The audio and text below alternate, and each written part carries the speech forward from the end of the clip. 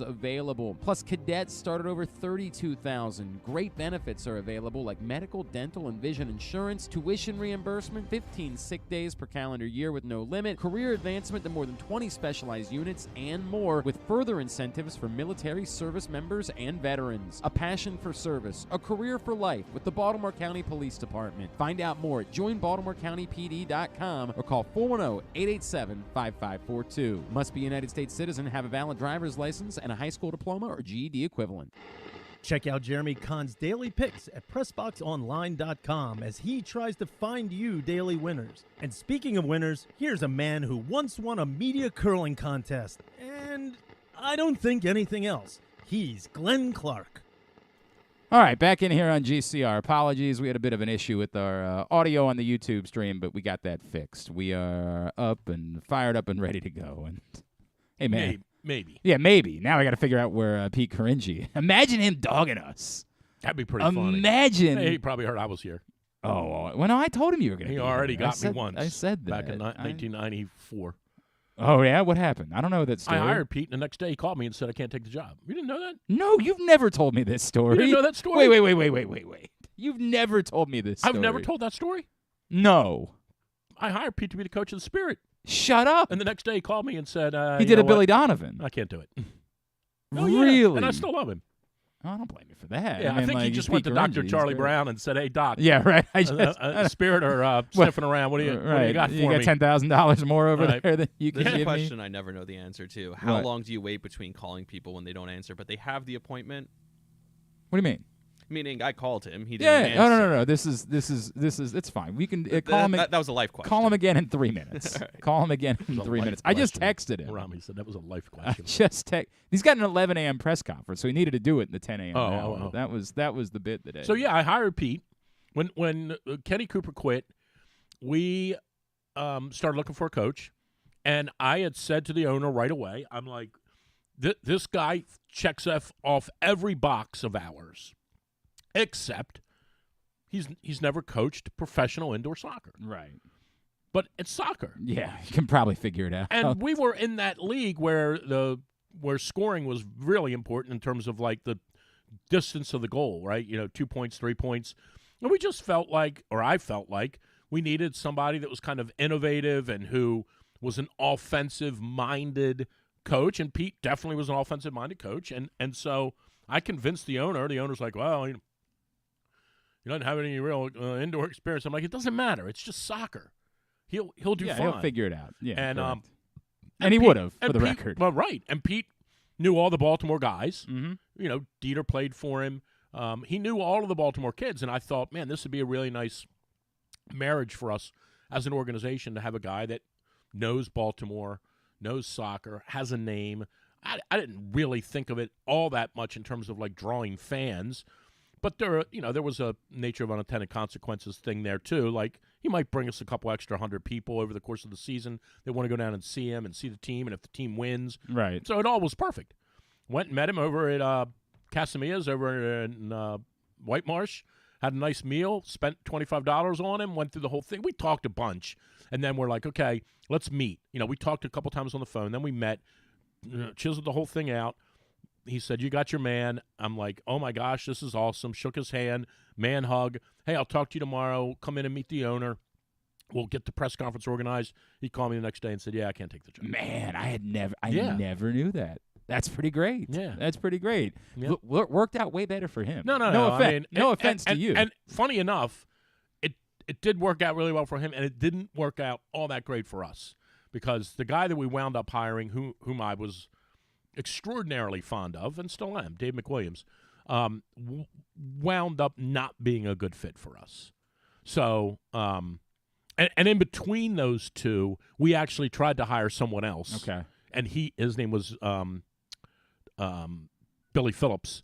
He was the goalkeeper in Dallas who was their assistant coach. We actually tried to hire him, made him a great offer, and then the same thing happened. Dallas kind of swooped in the end and said, why don't you just stay here? We'll give you more money. So Dave was kind of the de facto third guy, right? And we liked Dave, and I thought there were some things about Dave as a coach that were really beneficial.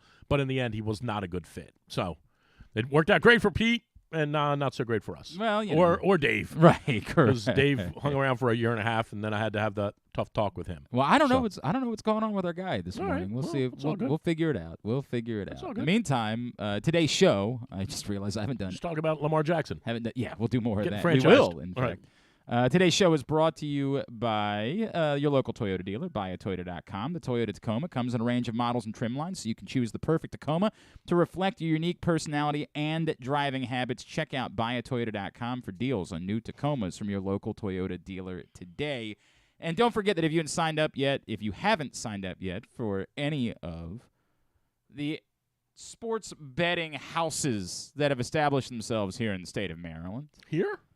Wait, what do you mean? It's In illegal Maryland? now. Yes, they made it legal now, Drew, believe it or not. Huh. The best thing to do is go to PressBoxOnline.com/offers, and you can take advantage of, for example, betting $5 and getting $200 in bonus bets instantly from DraftKings. That's available right now, PressBoxOnline.com/offers. I was going to bring back Spin the Wheel today, but I hadn't prepared Rami for I how got to do excited there at first. Yeah, right. And then, Rami, can you do a fake wheel spinning motion? Like, imagine one of those things that you spin around at the state fair. Do a prolonged version of that if you Like- don't mind. Just like Yeah, just literally hack, make it sound. Oh, with my mouth. Yeah, right.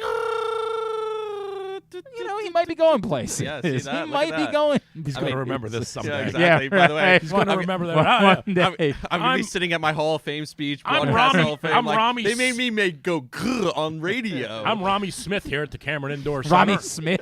Changed my name. Well, all he's of a got sudden. it. Yeah, I mean, he got Lavi is his last Yeah, but name. he's going to have to go with Smith, I think. Okay. Just, Oh, is that the way that well, it it's works? just people, it's easy to identify. Okay. So he has to change his name. I can't tell if that's anti-Semitic or not. Not really, but Only if, mildly. But yeah, I mean, only Well, mildly. Smith's Jewish too, so There you go. right. I mean, that's nothing to do with Jewish. Just change your name the way Dave Johnson changed his name. What was Although, Dave no, actually, Johnson's I think name? it is Dave I was Johnson. gonna say. Mike Popovic changed his name. Oh, he was Mike Bradley Mike for Bradley. a minute. Yeah. Right. Then he I don't decided. think that's anti. I don't think so. Polish. I don't. Well, Slo- you better just move on to the topic. Wait a minute. But Popovic is Croatian. Is it? Yeah, it is. I believe you. But anyway, While you're doing this, I'm going to call Pete Caringi's cell phone. but Rami's going to say, I remember one day they made me do a fake spinning the wheel thing back in the. Right. Where was that? Was that Right. Baltimore? I think it was Baltimore. You went to the basketball game last night. You are a number one Maryland fan all of a sudden. What's going on with you? see the team, Go see the team. the hometown team.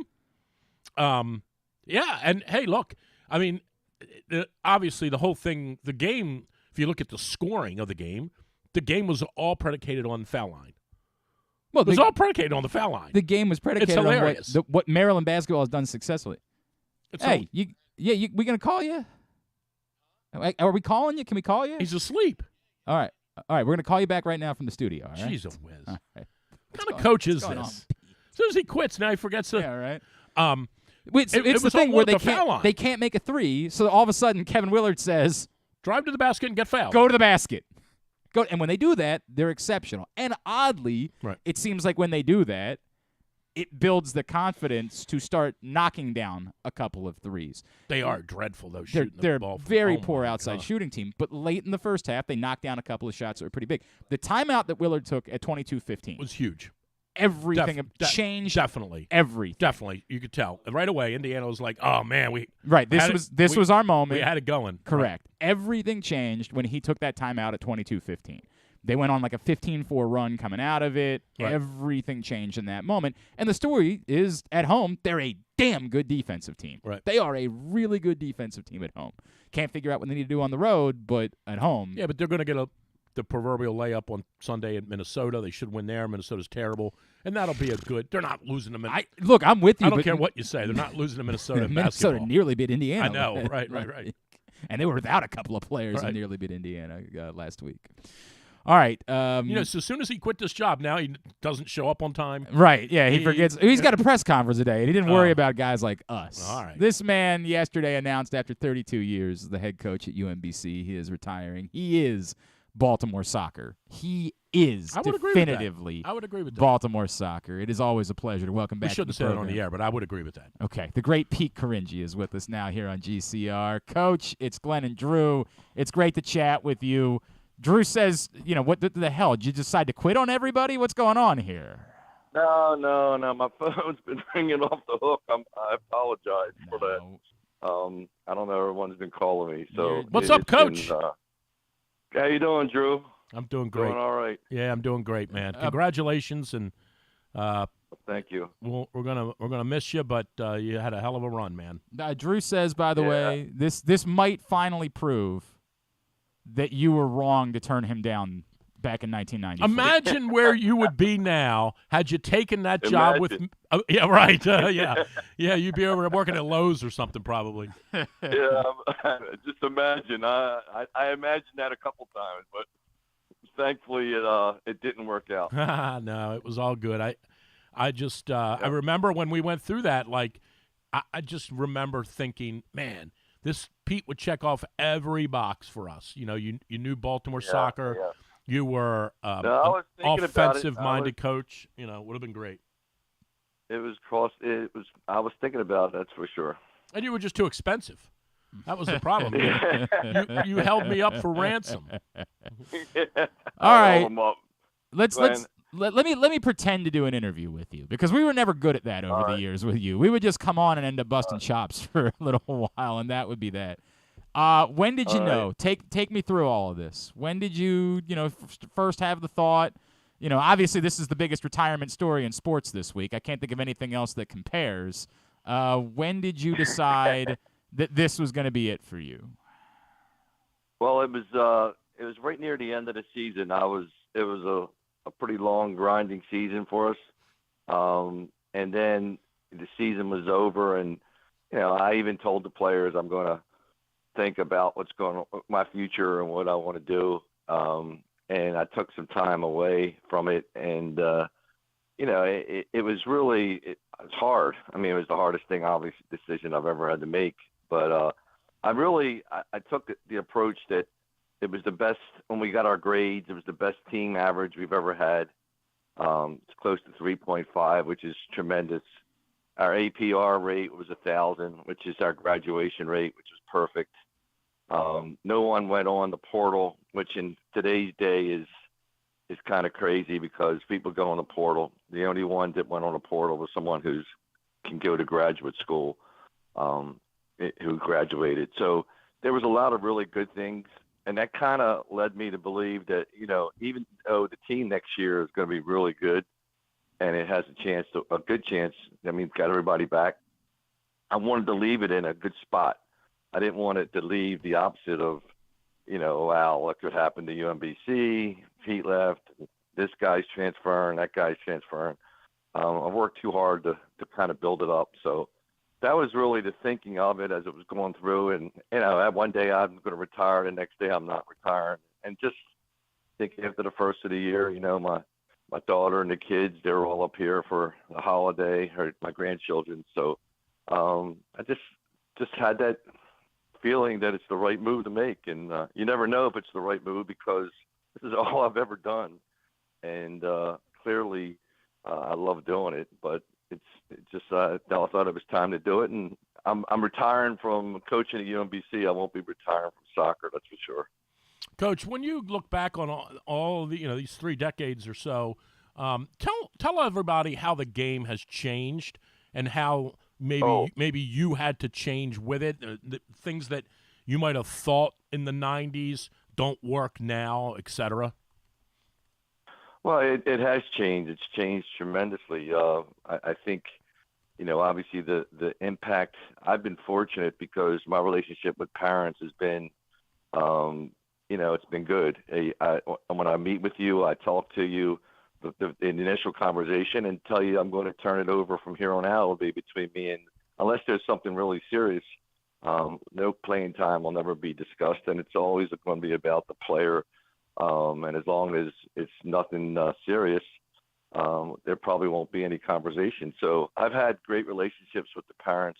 I think what's changed is obviously the mental health of players, athletes nowadays is much more in tune. We have to be more aware of that. I think things that we used to do years ago, whether it's training in the heat or training when it's too cold or checking up on how their practice is, how they feel every day. Well, we basically check up on how the players feel every day. So there was a constant shift throughout the years of much more aligning with ourselves with the players each day to find out how they were versus years ago. I think you just went out, you trained them, and it was my way or the highway. And I think that's kind of went out the door, that Bobby Knight mentality that maybe we all had when we first started. He is Pete Caringi. He is with us here on GCR, retiring after 32 years as the head coach at UMBC. The success, right? Like, Coach, I know you're not going to sit here and pat yourself on the back, but we can do that. Did you have... You went to the Final Four Which is once. just impossible. Like, it's impossible to think that ever occurred. Did you know what it was possible to do? Like, you obviously you live and breathe Baltimore soccer, right? Like, you've done it at every level. You know the high school community, you know the community college community, you know everything. Did you know what was possible 32 years ago, or was it just, hey, it's a nice college job, I'm going to take it, who the hell cares what happens after that? Yeah, it was actually, I thought that I knew because growing up here, and, we've always had success. The college teams, University of Baltimore, Loyola, back in the day, Towson. I mean, there was a lot of really good teams, and they were all successful, and they did it with a lot of local players, with all local players. So I knew what we could do. At the club level, we did well. Obviously, Drew and the Blast, when they came, it was very successful. So it's always been a soccer town. And I think even when the Blast started putting some of the local guys on there, then they were winning championships. And so I've always believed in that we could do it with players from the area. But, I never envisioned when I left the Maryland Bays and I took the UMBC job, I'll be honest, I thought it was going to be like one of them 3 years and move on. I remember riding over there, and the very first game is kind of funny because I went from coaching the Bays and we just won the national championship and played up in Vancouver. And I go to UMBC and there's like 20 people in the stands and we're playing Shepherd, my first game of my career. And I'm like, what am I doing here? Let me call Drew. Crazy. And I'm over there and we're losing 1-0 in the first 5 minutes of the game. And I'm like, this is the worst career decision ever. But it, it worked out. We start getting that next class. We got a lot of kids from Calvert Hall and started getting the local players. And you can see that it immediately changed. And that was always a dream. And I thought we could do it. I know Loyola got to the quarterfinals one year. And, I realized they had a lot of local players. So I've always believed in that and thought that it could happen. So, when it all came together with the players, some guys transferring in, but it's a really local team. I wasn't shocked by it for sure. And I knew it was possible. Coach, tell everyone, too, about when you mentioned Baltimore players. The country's got some real pockets, and you know this from your days playing and recruiting. St. Louis has always had a pocket out there of really high-quality players. New Jersey is a hotbed if you look at the national team roster over the years, Ramos and Reyna and Harks and all those guys from New Jersey. Tell everybody about a Baltimore soccer player and what it is about them that kind of makes them different maybe than others. I just think the mentality. I think it starts with the mentality. I think it's a very close knit group. That obviously when we play against one another, we literally try to destroy one another. But if we play against other people, we've always pulled together and pulled from one another. But I think the Baltimore player has that.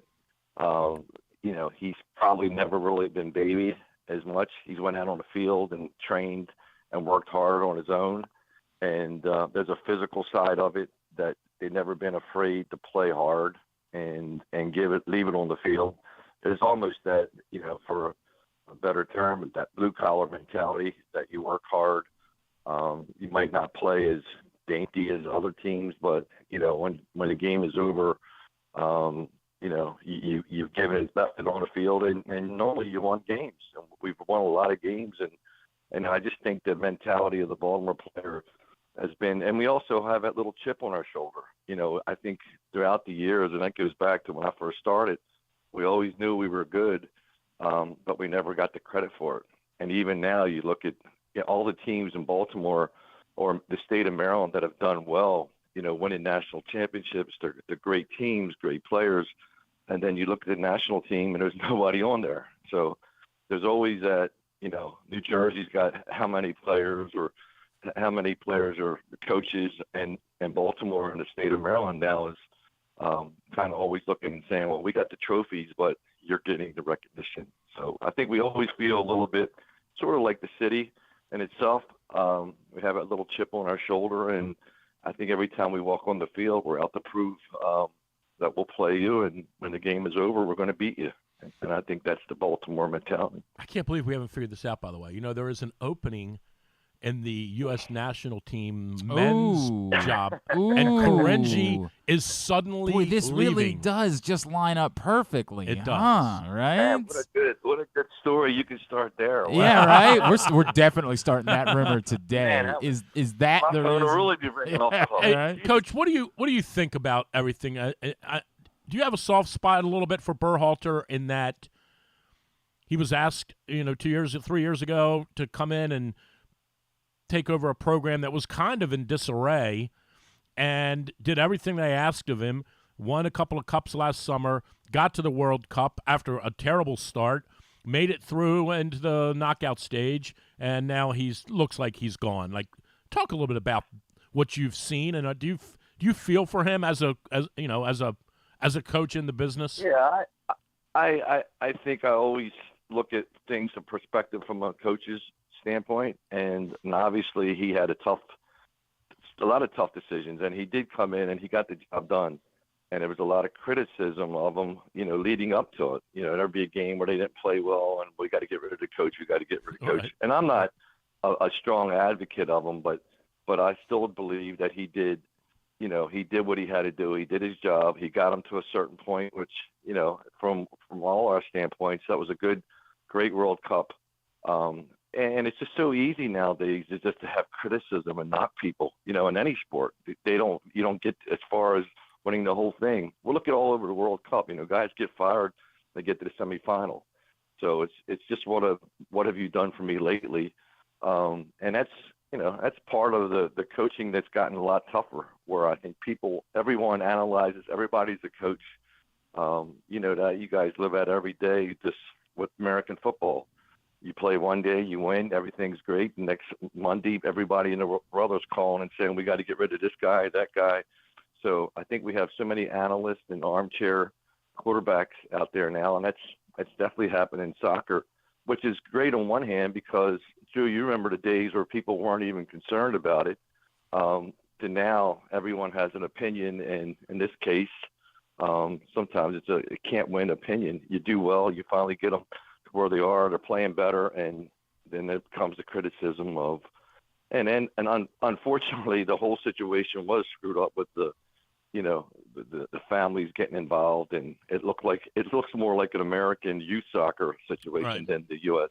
No, national I team. think the joke was nothing has shown the world American soccer more than this story, Right. No, Yeah. which is really this is And what that's we do. sad, Yeah. and that's the sad part. it's so That's the sad. sad part. Hey, Coach, I know we're gonna have to let you go to do this press conference. We got to knock out two quickly. One, just if you could, what the biggest reason why you were able to establish this standard at UMBC over the years is if you can just look back and say this was the turning point. What's or, your secret sauce? right? Like what would you tell us?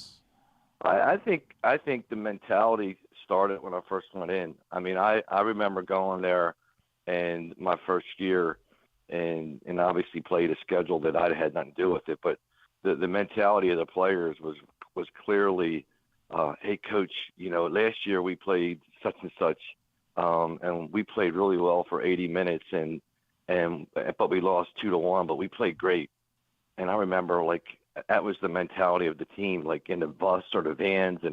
And I would say, but you lost, you're sitting here and you're actually congratulating yourself for playing well, but you came away with a loss. So they would accept defeat, and it was okay to play good or play pretty, but not win the games, And we've all seen that, throughout the years, that teams just want to look good and at the end of the day not get a result. So I think that changing that mentality with that particular group set a standard.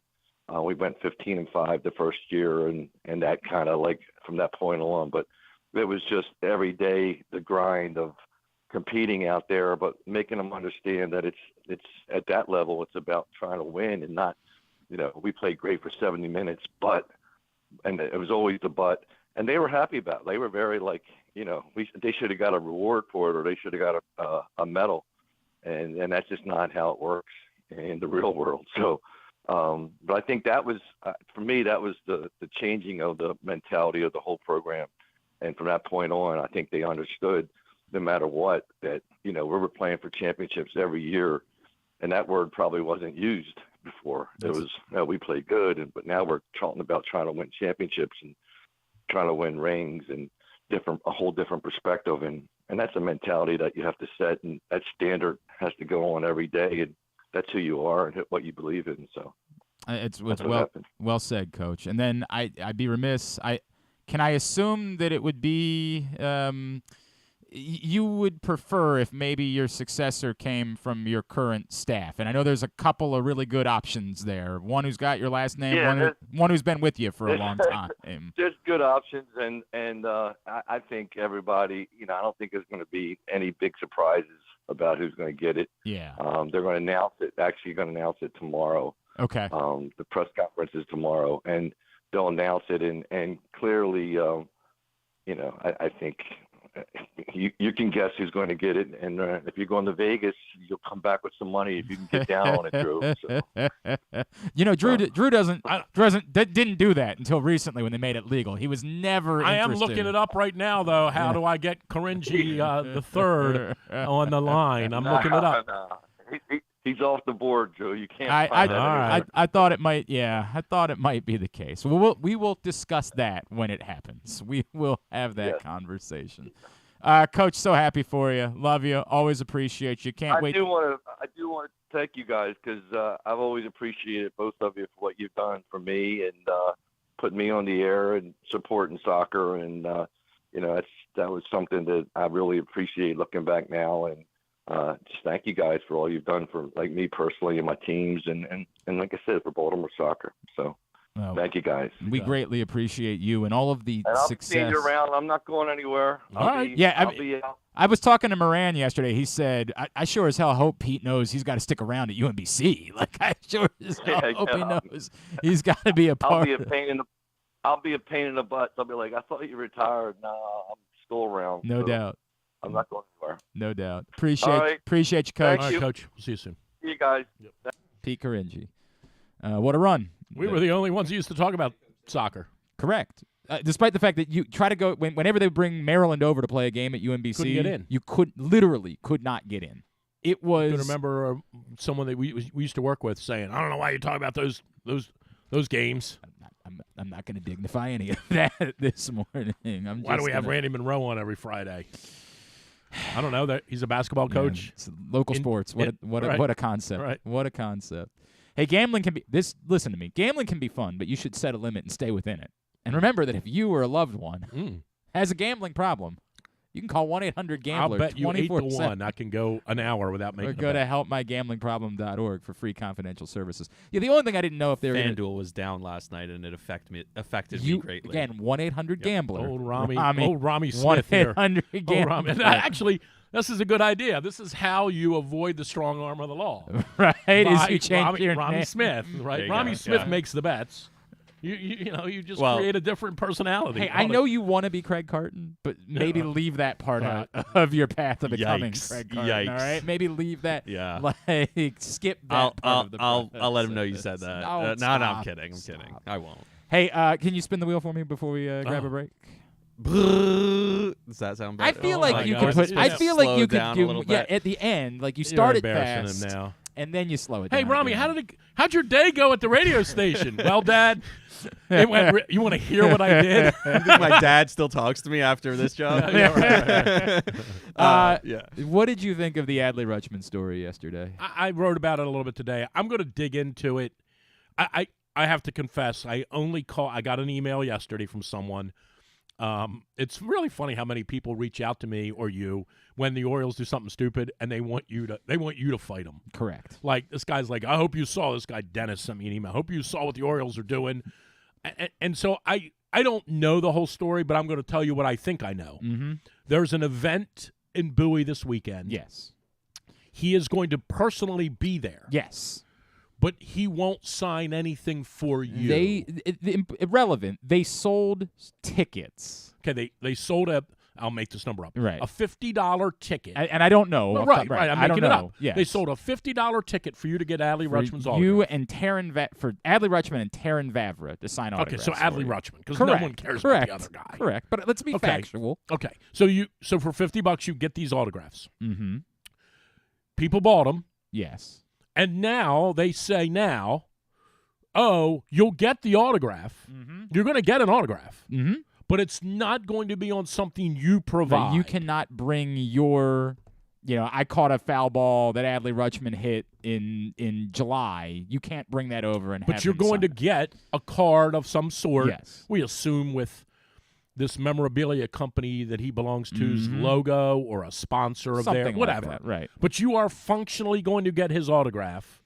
He will just not sign it in front of you. It won't be personalized. It won't be, you can't say, hey, to Mo. It's just going to be an autograph card. And people are up in arms about this. They are not, I wouldn't say apoplectic because I do think we over-dramatize the reaction to things. I think anytime you see anything on the internet, you're like, oh, people are losing their minds over it. Right. It's not that. Okay. We're overselling it, but there was definitely a lot of negativity towards it. Okay. So just with that, and I believe now, to be fair, I believe the Orioles have offered that if you want your money back, you can get your money back. And I believe when I say what I'm going to say, I'm not knocking you. I believe you when you say all of that. Like that's the story, right? Mm-hmm. Okay, if that's the story, I don't really know what you're complaining about. It would be totally different if the Orioles said, by the way, Rutschman isn't going to be here. Right, we're replacing him we're replacing him with Jim Tomei. But hang on, Jim Tomei's a big deal. That actually is not a good. He didn't even play last year. I understand that, but he's in. I don't know if you heard it. He's in the Hall of I did Fame. hear that. No, but here, so Rutschman's not going to be there, but yes. So Scott Rowland. But someone is going to be there, right? Right. Brian McCann's going to be there. James McCann. So James McCann. Yeah. So here we go, right? Brian McCann. Whatever his name is. So here we go. Rutschman's not going to be there, but we're going to give you the card that he signed. Right. I could see you saying, that's garbage. It feels a little bait and switch. But if he's going to be there, and you're going to walk up, and he's going to say, hey, Rami, how are you? Where are you from? Oh, I'm from Glen Burnie. Hey, great to meet you. Here's my card, and it's signed. I don't know how you complain about that. So Dan Connolly brought up that this should have been avoidable. Like, that you can't absolve the Orioles of blame. They scheduled this whole thing out. Now, that I would agree with wholeheartedly. And didn't know that this was going to be a problem. I'll make this comparison, right? We, of course, did the Tyus Bowser show all season long. And we know a lot of times that because Tyus Bowser brings out huge guests.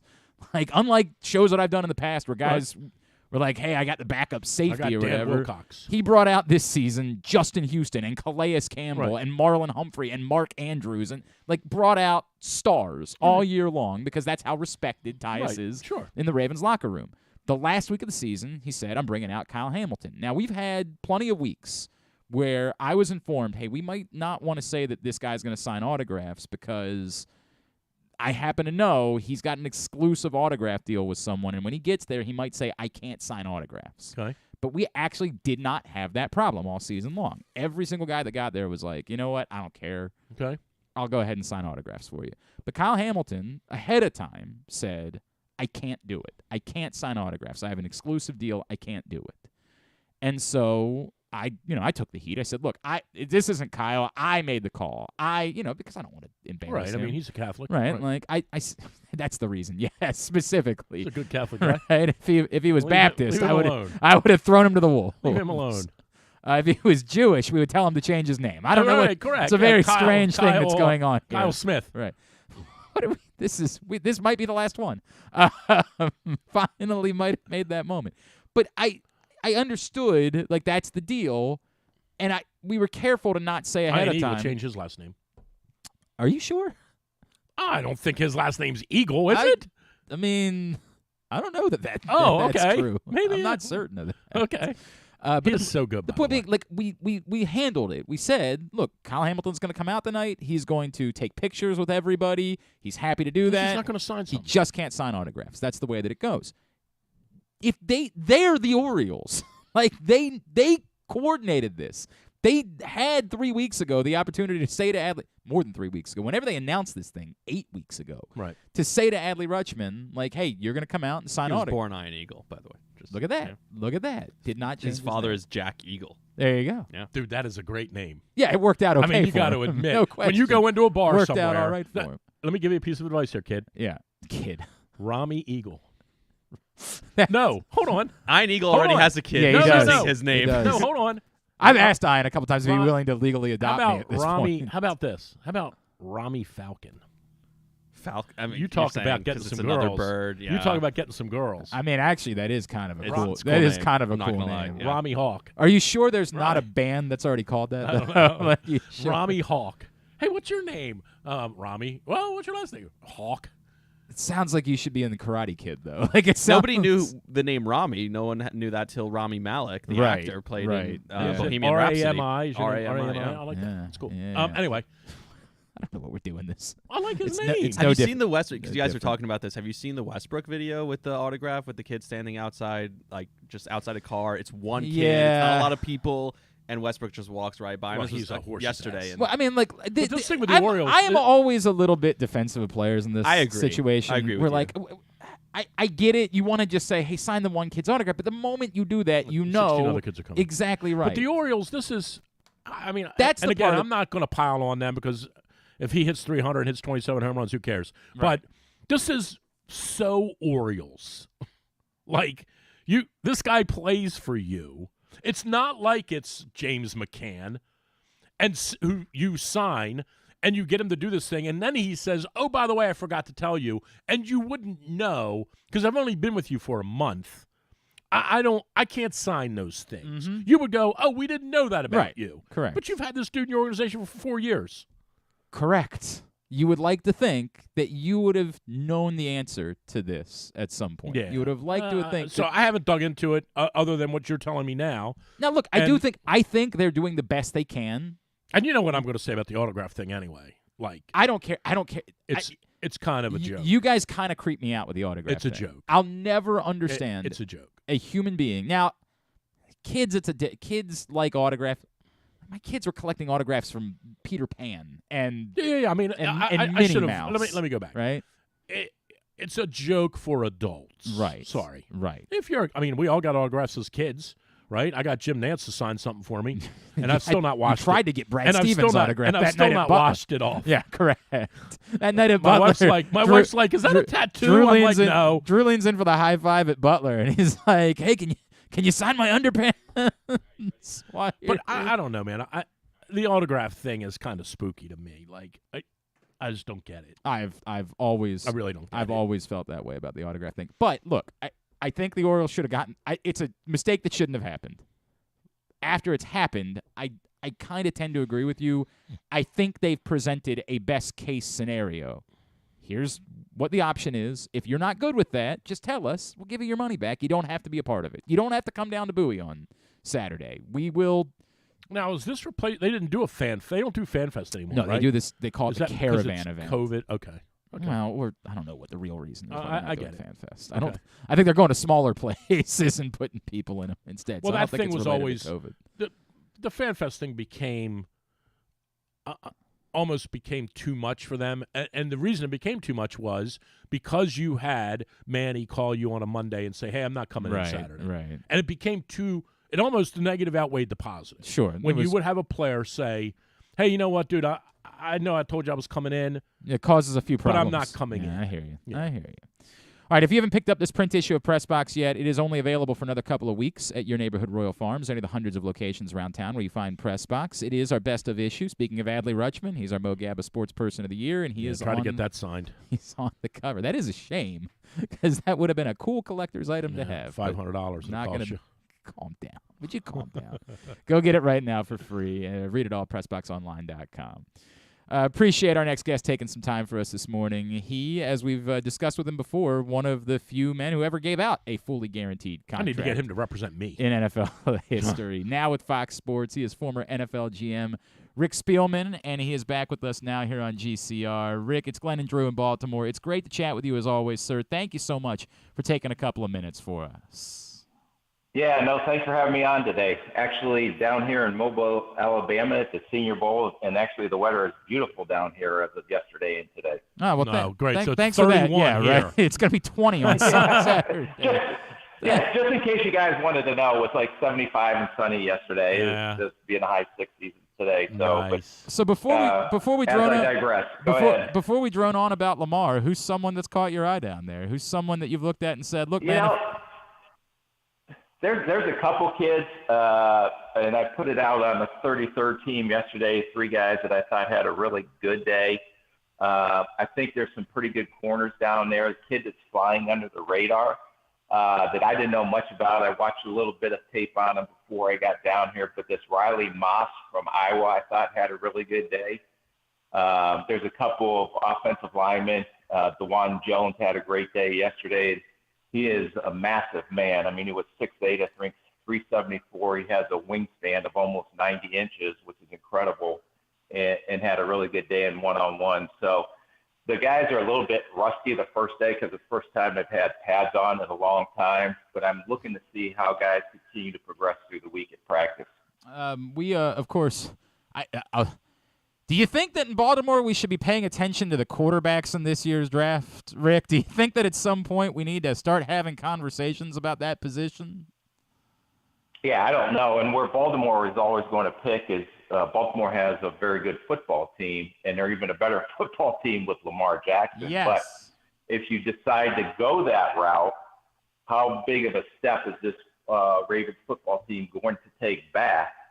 And how long is it going to take to get back where they would be if they continue to have Lamar Jackson as their quarterback? So I guess what we're kind of figuring out right now, can you paint the picture for us of timeline for when a team has to make a decision, when the rubber kind of has to meet the road when it comes to something like this? The assumption, of course, is that the Ravens are either going to get a deal done with Lamar quickly or they're going to put a franchise tag on him, right? But then what? I guess becomes if you're still far apart, if there is some sort of poison pill, like he's demanding fully guaranteed, they don't want to go there. When do you have to, as a franchise, sort of sit down and say, we need to figure out the next 5 years and can't keep having this hanging in the balance? Well, first they have to get their offensive coordinator, coach, hired first, and what direction they go there. And but what's going to happen behind the scenes from a front office perspective is most of the time you've probably had some initial contact with the agent, but everybody is like, hey, we're in our draft meetings, we're in our UFA meetings, we're at the Senior Bowl, doing all that stuff. When we get down to the combine, it's usually where the meaningful discussion started happening with the agent. Now, Lamar Jackson doesn't have an agent, so that's a totally different story. But in normal circumstances, that's where it happens.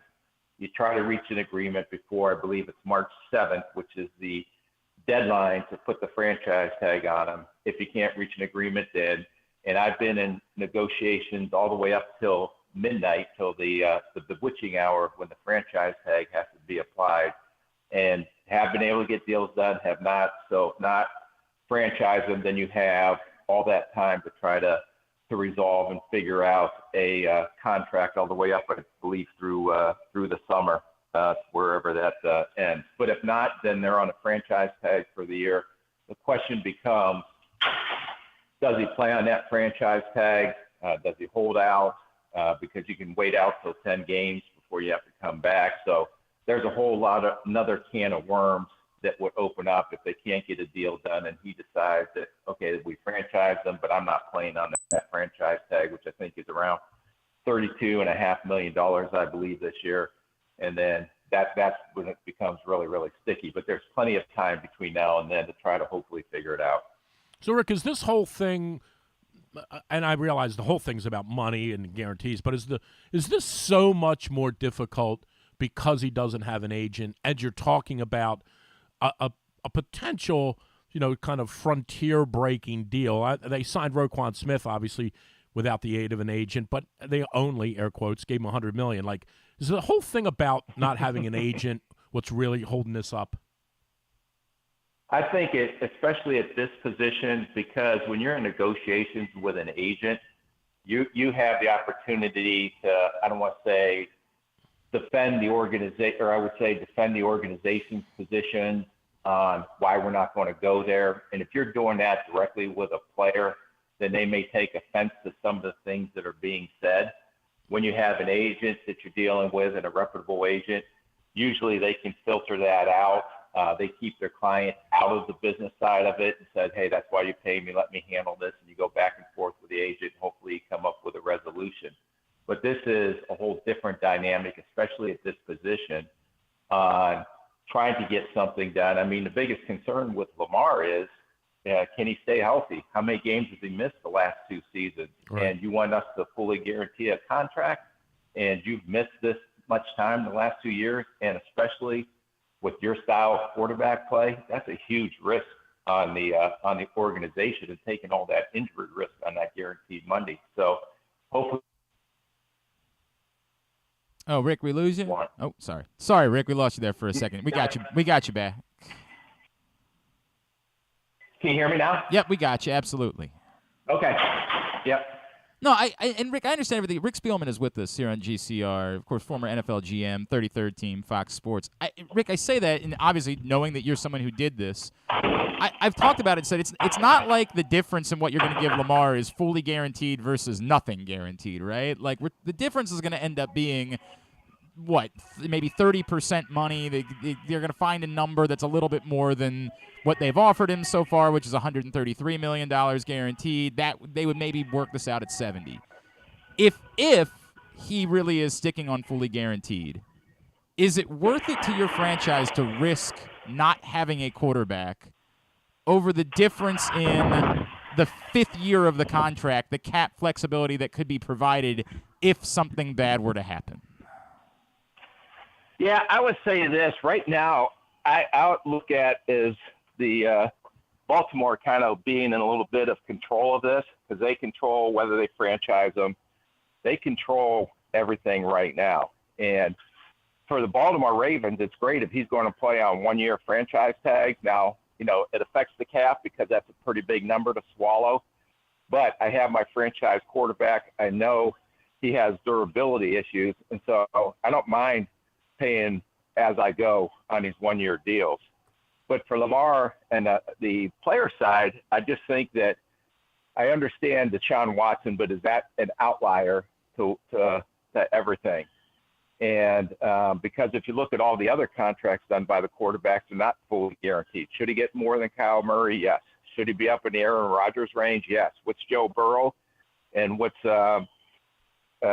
look what Josh Allen did. But Joe Burrow, I think, is the next one in line for the big contract, and Justin Herbert.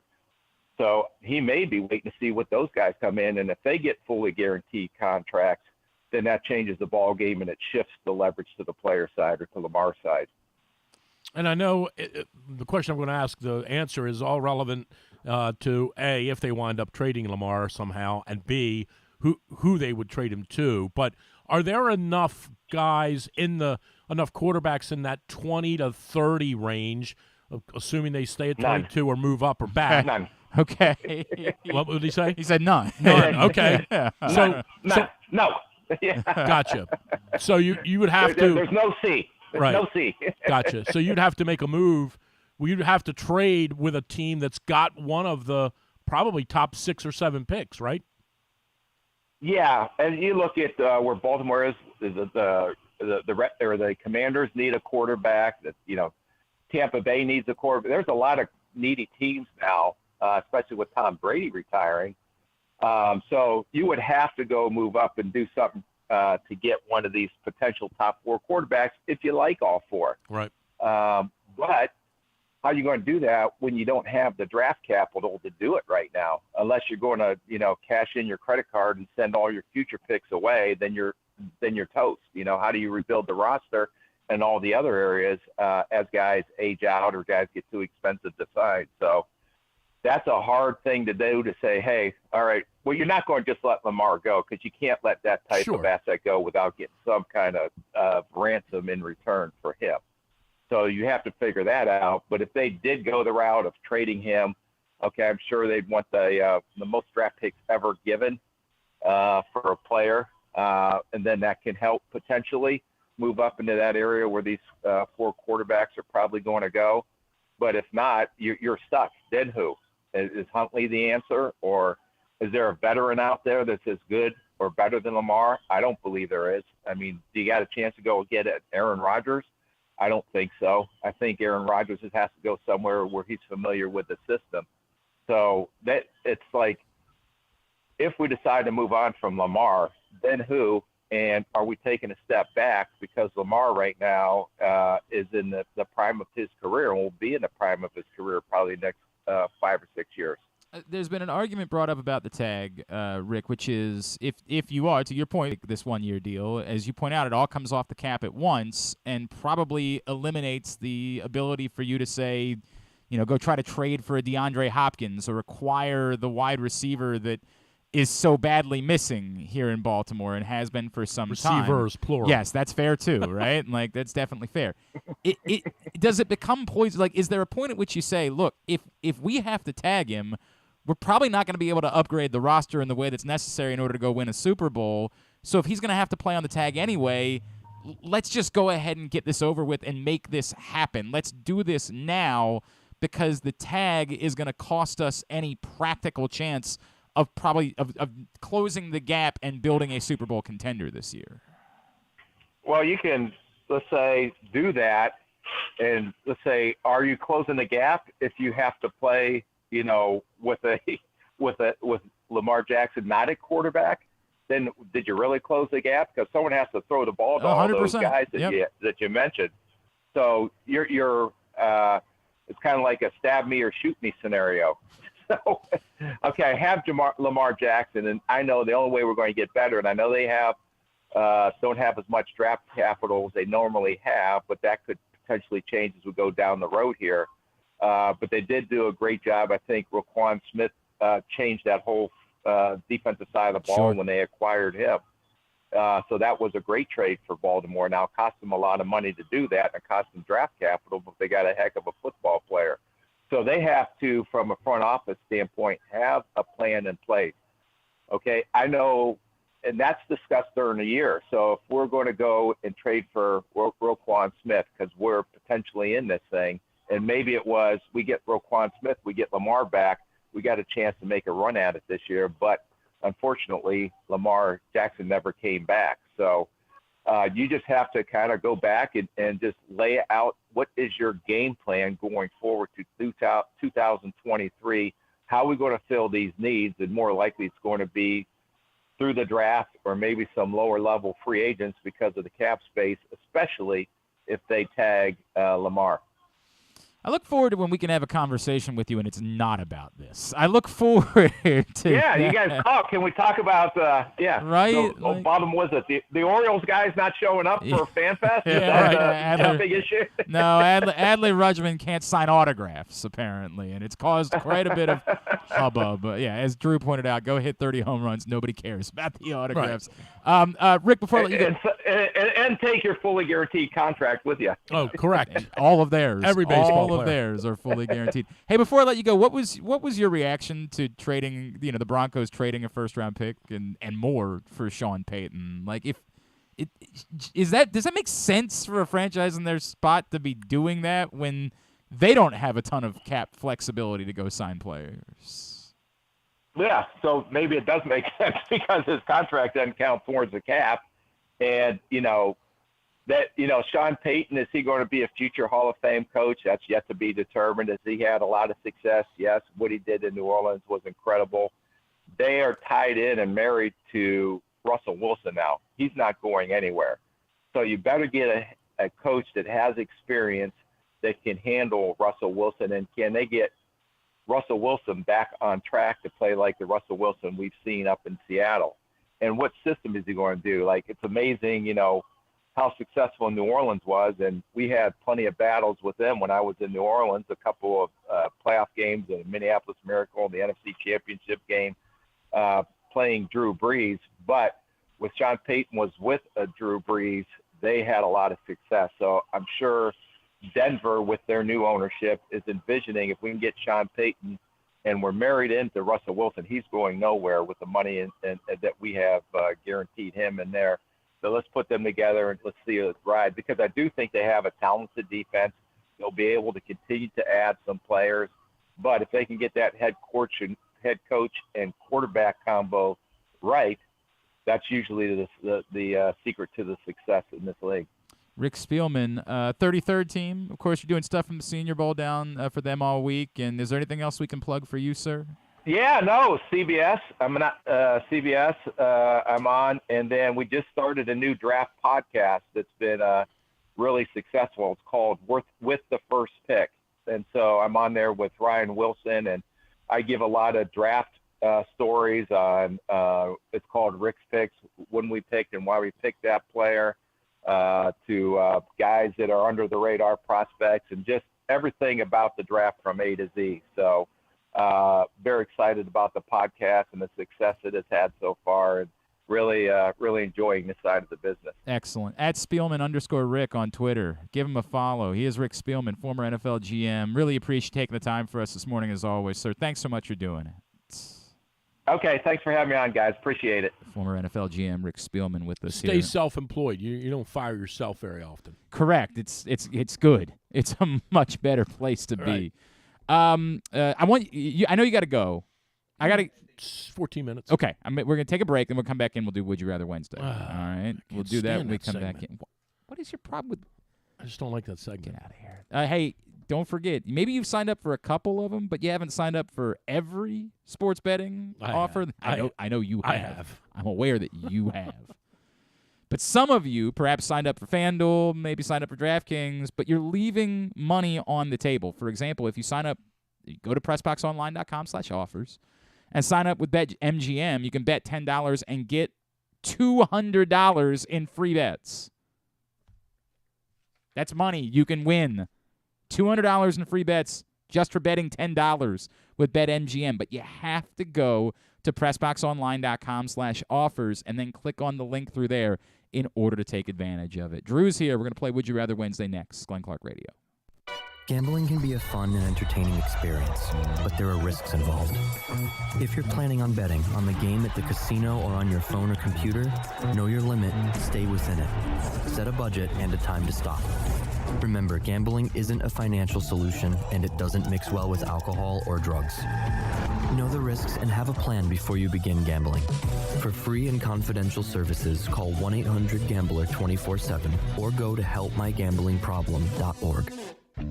Whether your focus is luxury and comfort, convenience and technologically advanced connectivity, or sporty performance and aggressive styling, we've got the perfect Highlander for you. Check out buyatoyota.com for deals on new Highlanders from your local Toyota dealer today. There's something for everyone this February at Laurel Park. Come watch live horse racing every Friday through Sunday and join us on Saturday, February 18th for the Winter Stakes Spectacular, featuring 6 stakes races and $900,000 in purses, including the General George and Barbara Fritchie Stakes. The fun doesn't stop there. Stick around for our Winter Mardi Gras celebration with live music, delicious food and drinks, and a carnival atmosphere. Plus, don't miss out on President's Day holiday racing on Monday, February 20th. Visit laurelpark.com for more info. That's laurelpark.com for more. See you at the track. Stan the Fan here, welcoming back one of my favorite sponsors, the Costas Inn. And everybody around Baltimore knows the Costas Inn is a great place to go and grab crabs, steaks, salads, soups, whatever's on your mind to eat in person. But did you know that the Costas Inn has upped their game? They are now one of the premier takeout places in Baltimore. Give them a call now to order your food, 410-477-1975. That's the Costas Inn over 4100 North Point Boulevard. Another Orioles season is in the books, and the Bat-Around was there every step of the way as the Birds posted their first winning season in 6 years. And after promoting 2 #1 overall prospects in Adley Rutschman and Gunnar Henderson, Mike Elias has said it's liftoff from here. Hi, I'm Paul Valley, and along with my co-host Zach Goodman, we'll be here every Saturday from 10 a.m. to noon all off season, discussing every signing, trade, and waiver claim as we navigate the cold winter months that lead to spring training. You can watch us at youtube.com/PressBoxOnline and Facebook.com/PressBoxSports, or listen live at PressBoxOnline.com/radio. And if you miss a show, you can find us anywhere you get your podcasts. So tune into the Bat-Around with Paul Valley and Zach Goodman every Saturday from 10 a.m. to noon right here at PressBox Sports. If you can't listen or watch live, you can subscribe to the show via Spotify, Amazon, or Apple Podcasts. Leave a 5-star review while you're there. Or, if lying isn't your thing, we'll take a 3.5-star review too. All right, back in here on GCR. Thanks again to both Pete Caringi and Rick Spielman for joining us this morning. Stan the Fan Charles had a great show with Luke Jackson earlier in the week where they kind of just broke down where the Orioles are now after adding Cole Irvin. As we assume that's probably it for them at this point. You can find that show right now, facebook.com/PressBoxSports. Click on the videos tab. Go to youtube.com/PressBoxOnline or PressBoxOnline.com/video. Drew, I believe, is still here. Do we lose Drew? Yeah, This is a straight shoot. You're aware of Bob from Parkville, of course. He's a legendary sports radio caller. Yes. I'm not kidding. Drew, when he knew he had to pee, when we used to do mornings together from 6 to 10, when Drew knew he had to pee, he would leave Bob on hold for a little while. And then he would say, I'm going to pop Bob up, and I'm going to walk out of the room. And I'm going to go pee. And you can talk to Bob if you want, but I'm convinced that by the time I get back, Bob will still be going. So you won't have to worry about it. Got it. Straight shoot. Yeah. Straight shoot the way that it worked out. And again, if Bob stopped, I would just step in and do the exactly. Right, like everything would be fine. Yeah. But he would literally plan bathroom breaks around Bob and Parkville when Bob would call. That's fantastic. He would just pot up, Bob, good morning. And he would just put his headphones down, walk out of the room, and come join us in a few minutes. His car keys are still here. Yes, I assume he's still here, but he's 60 now, so I do get a little bit worried about him. Like, did he forget? Did he, Here he comes. Oh, no. Yeah, I was telling the story of what you would do when Bob and Turn his Parkville would microphone call. back on.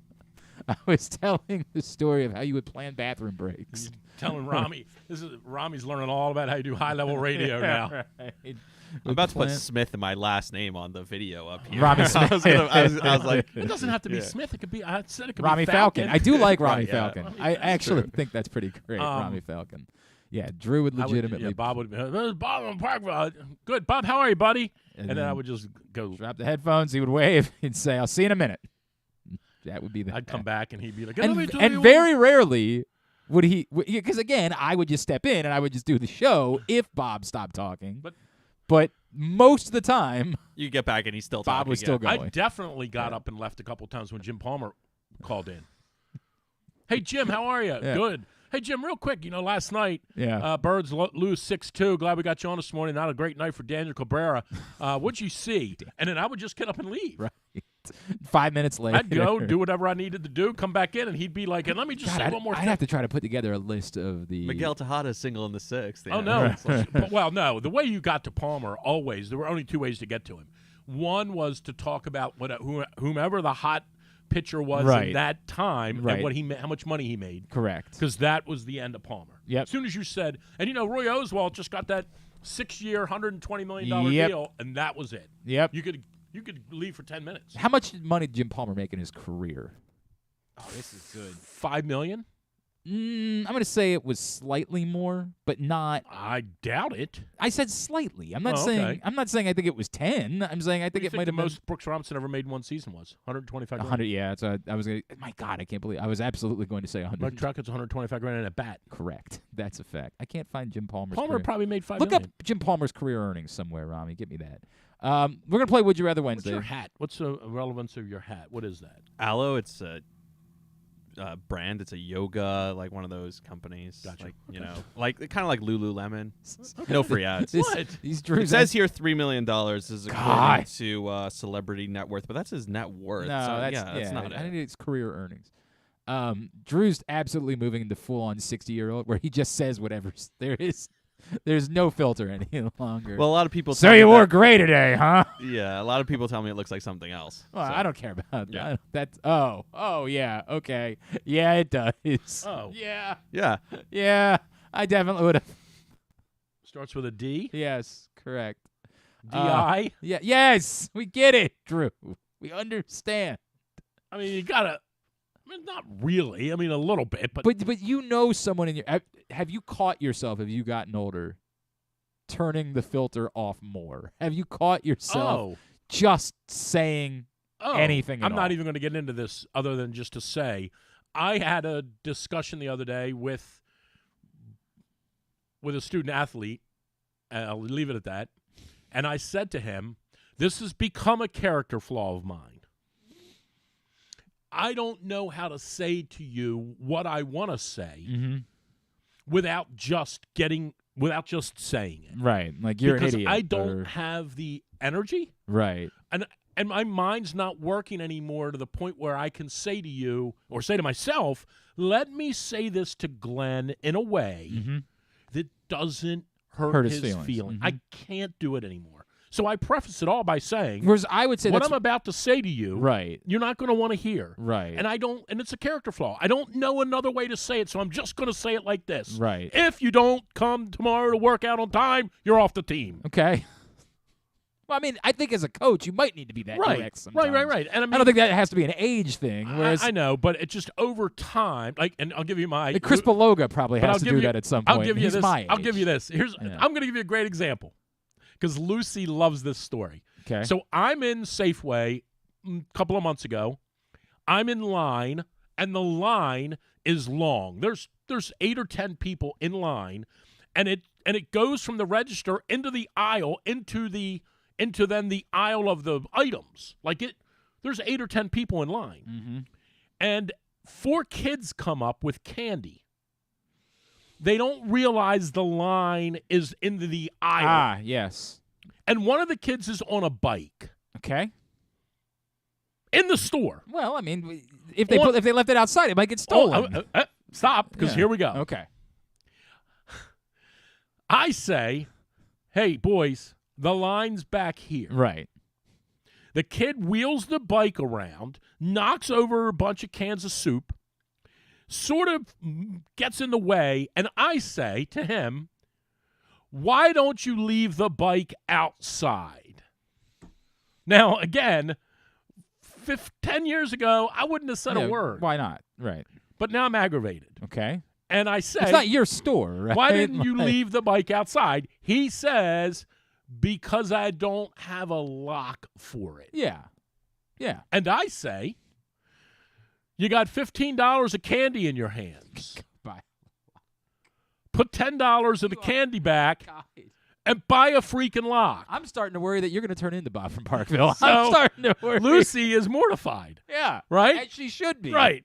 Yes. So we leave, and Lucy's like, Dad, that was kind of embarrassing. I said, Lucy, just get in the car. So we go home, and of course, we don't even get in the door. Yeah. And she's like, Dad got in a fight with a kid in the store.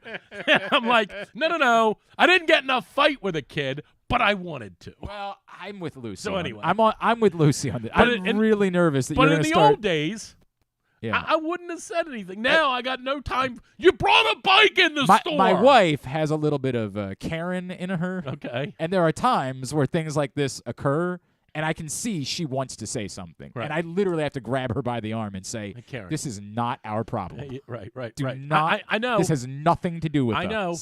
Leave it alone. I know. Leave it alone. I know. This impacts us in zero way. Don't. Whatever you do, don't. Now, at Disney World, there were a lot of those line situations, and I definitely was doing that bit where I'm like, hey, line's back there. Yeah. You wanna meet Buzz Lightyear? Yep. You so do I. Yeah. So do I, buddy. I've been camped out all day. I've been waiting 45 minutes. It's the only reason I came to Orlando. Andy's feet or whatever his name is. Andy. Well, Woody. See? So anyway, I will say it. That's the other good thing about getting older is you do wind up just saying, this is the way I am. Mm-hmm. And if you don't like it, don't talk to me. I am sensing that with you Just leave me significantly. alone. Yeah, but there's a difference between that and just having no filter and being the angry old guy. Like, I'm not- prepared for you to start talking about Joe DiMaggio. Like, Yeah, I am right. prepared. I don't think I'm angry. I think I'm pretty happy most of the time. Mike Unless you Trout bring thinks it- he's no Ted Williams. I'll Unless tell you you that bring- much. right. we paid a pocket quarterback. I'm not going to call you by name. I'm going to call you by your number. Right. I'm Number ready. 8 That running number around. 8, yeah. That number 8 wants to get paid. Phooey on him. I'm ready for it. I am so ready for you to No, make it full time. but I definitely am getting to the point now where I just say, look, I apologize in advance for this. I'm just going to tell you how I feel. All right, let's get to Would You Rather Wednesday. One kid said to me the other day, Coach, what do I have to shoot to make the team? I said, the rest of the guys. Now I can't believe you had a funny joke. That's actually funny. Coach, what do I have to do to make the team? I said, all 11 of the guys on the roster. Where did this come I from? don't know. It's funny. I know. You That should was, do that Last more week, often. you guys talked about the Odyssey compliance Oh, God. test. So Oh, we God. might have to take that again. I passed it, but barely. Well, I saw Chuck holding your hand, walking you through that. So I was there for I that. passed it, but barely. Drew said, When the boss puts his hand on a female employee's hand, is he A, I'm sorry, Glenn. I'm sorry. I flirting brought it with up. her, B, trying to help the her? problem with Drew isn't the unconscious biases; it's the very, Very conscious conscious. biases. They need to run Yeah. that. I training kept hitting program. everything but flirting with her. I'm like, just because he puts his hand on her hand doesn't mean he's flirting with her. And I'm Actually- hitting every possible combination. And it Yeah. keeps saying wrong. And Yeah. I'm like, all right, damn it, I'll put flirting. Give in. And then it comes up and says correct. I'm like, I don't care what it says. It's wrong. Drew. I- We stopped booking female guests with Drew some time ago. There was because- actually a story Yeah. in the New York Times yesterday. That was one of the stories from the test. I promise you. Like the story about the group chat on like the Zoom call. being Rami, I don't public. remember. Oh, yeah. anything. Oh, I don't yeah, remember yeah, yeah. anything You know about what I'm it. talking yeah. about? There was an actual story and like that everyone's in like, the New York Times guys, yesterday. we're still on the chat. The guy was going like, Oh, dude, have you seen yeah. the new girl's boobs? Right, Yeah. right. Have you seen the new Exactly. girl's boobs? They're huge. Right. And everybody's like, Yeah. guys, Yeah. the Well, that chat's happened to still- what's his face at CNN, The didn't it? chat's still live. What's that was the legal? Who's the legal analyst Well, at CNN? Why can't think of his name? The guy that was Yeah, Tubin. Jeffrey Tubin. Exactly Yeah, right. I Thank mean, you. he was Tubin, but Jeffrey, that's a little thank different. you. Jeffrey, yeah, it's a little bit beyond. Yeah. Just This is just a group chat, and Right. it became a story like in the New York Times. Like, they were talking about me on the group chat. And it said something like, should they report the two guys to human resources? And I'm like, I know I want to say no to this, but I might as well just say yes and get it over with. And I hit yes, and it's like, you're correct. I was like, I know I'm correct. I just didn't want to say it. So Chuck's like, Drew, I got to give you credit. We thought it would take you 40 minutes to get all of them right. Right. You got it done in 34. 34. It's a solid effort. I mean, the questions are so... By the way, Vinny Serrato went after you, so that wasn't easy either.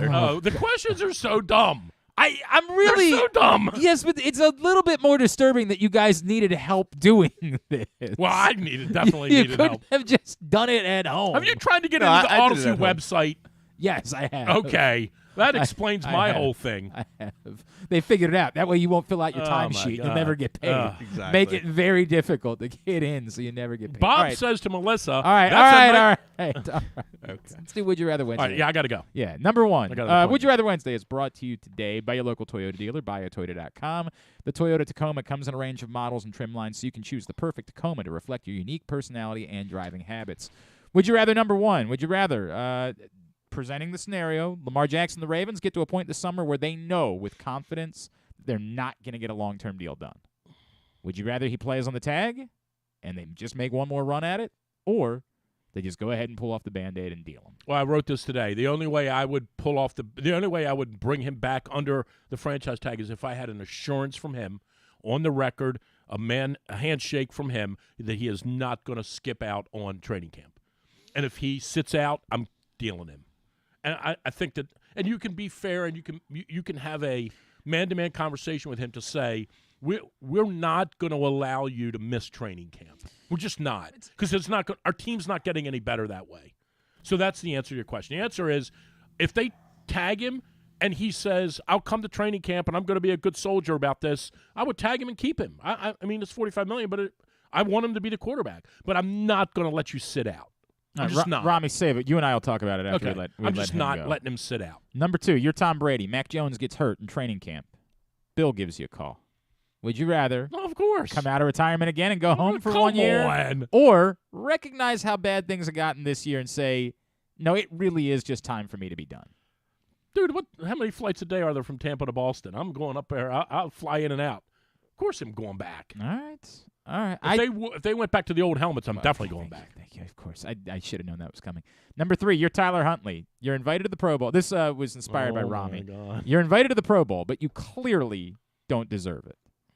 Would you rather go ahead? Bite your tongue. Take the free. By the way, I have to give Sean Stepner a verbal nod. Sean Stepner's tweet yesterday was, you can say whatever you want about Greg Roman.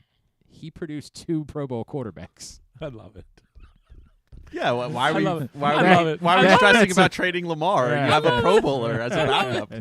It's a really good tweet. I love it. You're Tyler Huntley. You're invited to the Pro Bowl, but you clearly don't deserve it. Would you rather go ahead and take the free trip to Vegas or decline it and try to use it as motivation to get one legitimately in your career? I think I'd just take it. Okay.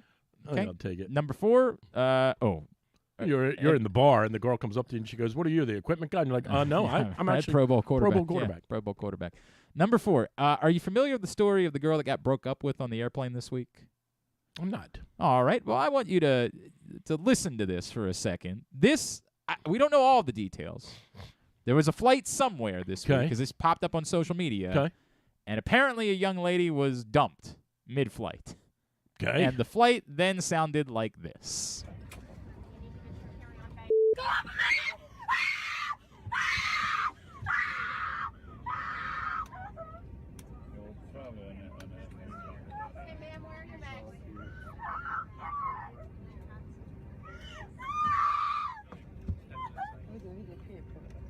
I mean, you got to give him credit. There's nowhere for her to go.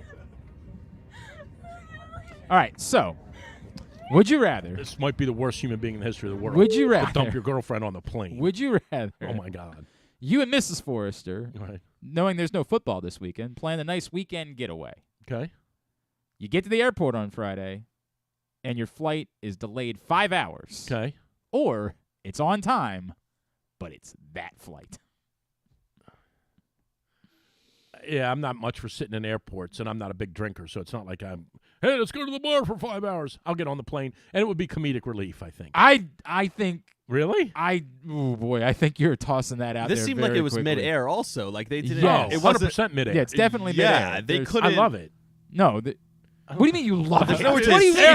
terrible. It's terrible. What do you mean you love it? It's terrible. That guy deserves a special place, man. You broke up with your girlfriend in mid-flight? You really think that wouldn't become a form of torture? Nah, no more than sitting there for 5 hours waiting for the plane. And where are they traveling? Are they traveling back from vacation? Are they No, traveling no. back from her Well, parents? you're It's like, hey. I'm saying in this would you rather scenario. I got to go. All right. But anyway. Get out of here. What do you want to plug something? You had anything? Golf radio That's right. this It's Sunday. back this Sunday. Oh, crap. That means I got to do a show, too. Oh, no. 12 to 1. Will you be there at 1? Yeah, we'll be on 1 to 4. You're Okay. right. Yeah. You could preview the Pro Bowl and Tyler Huntley's performance. Yeah, we're gonna We got golf from Pebble Beach.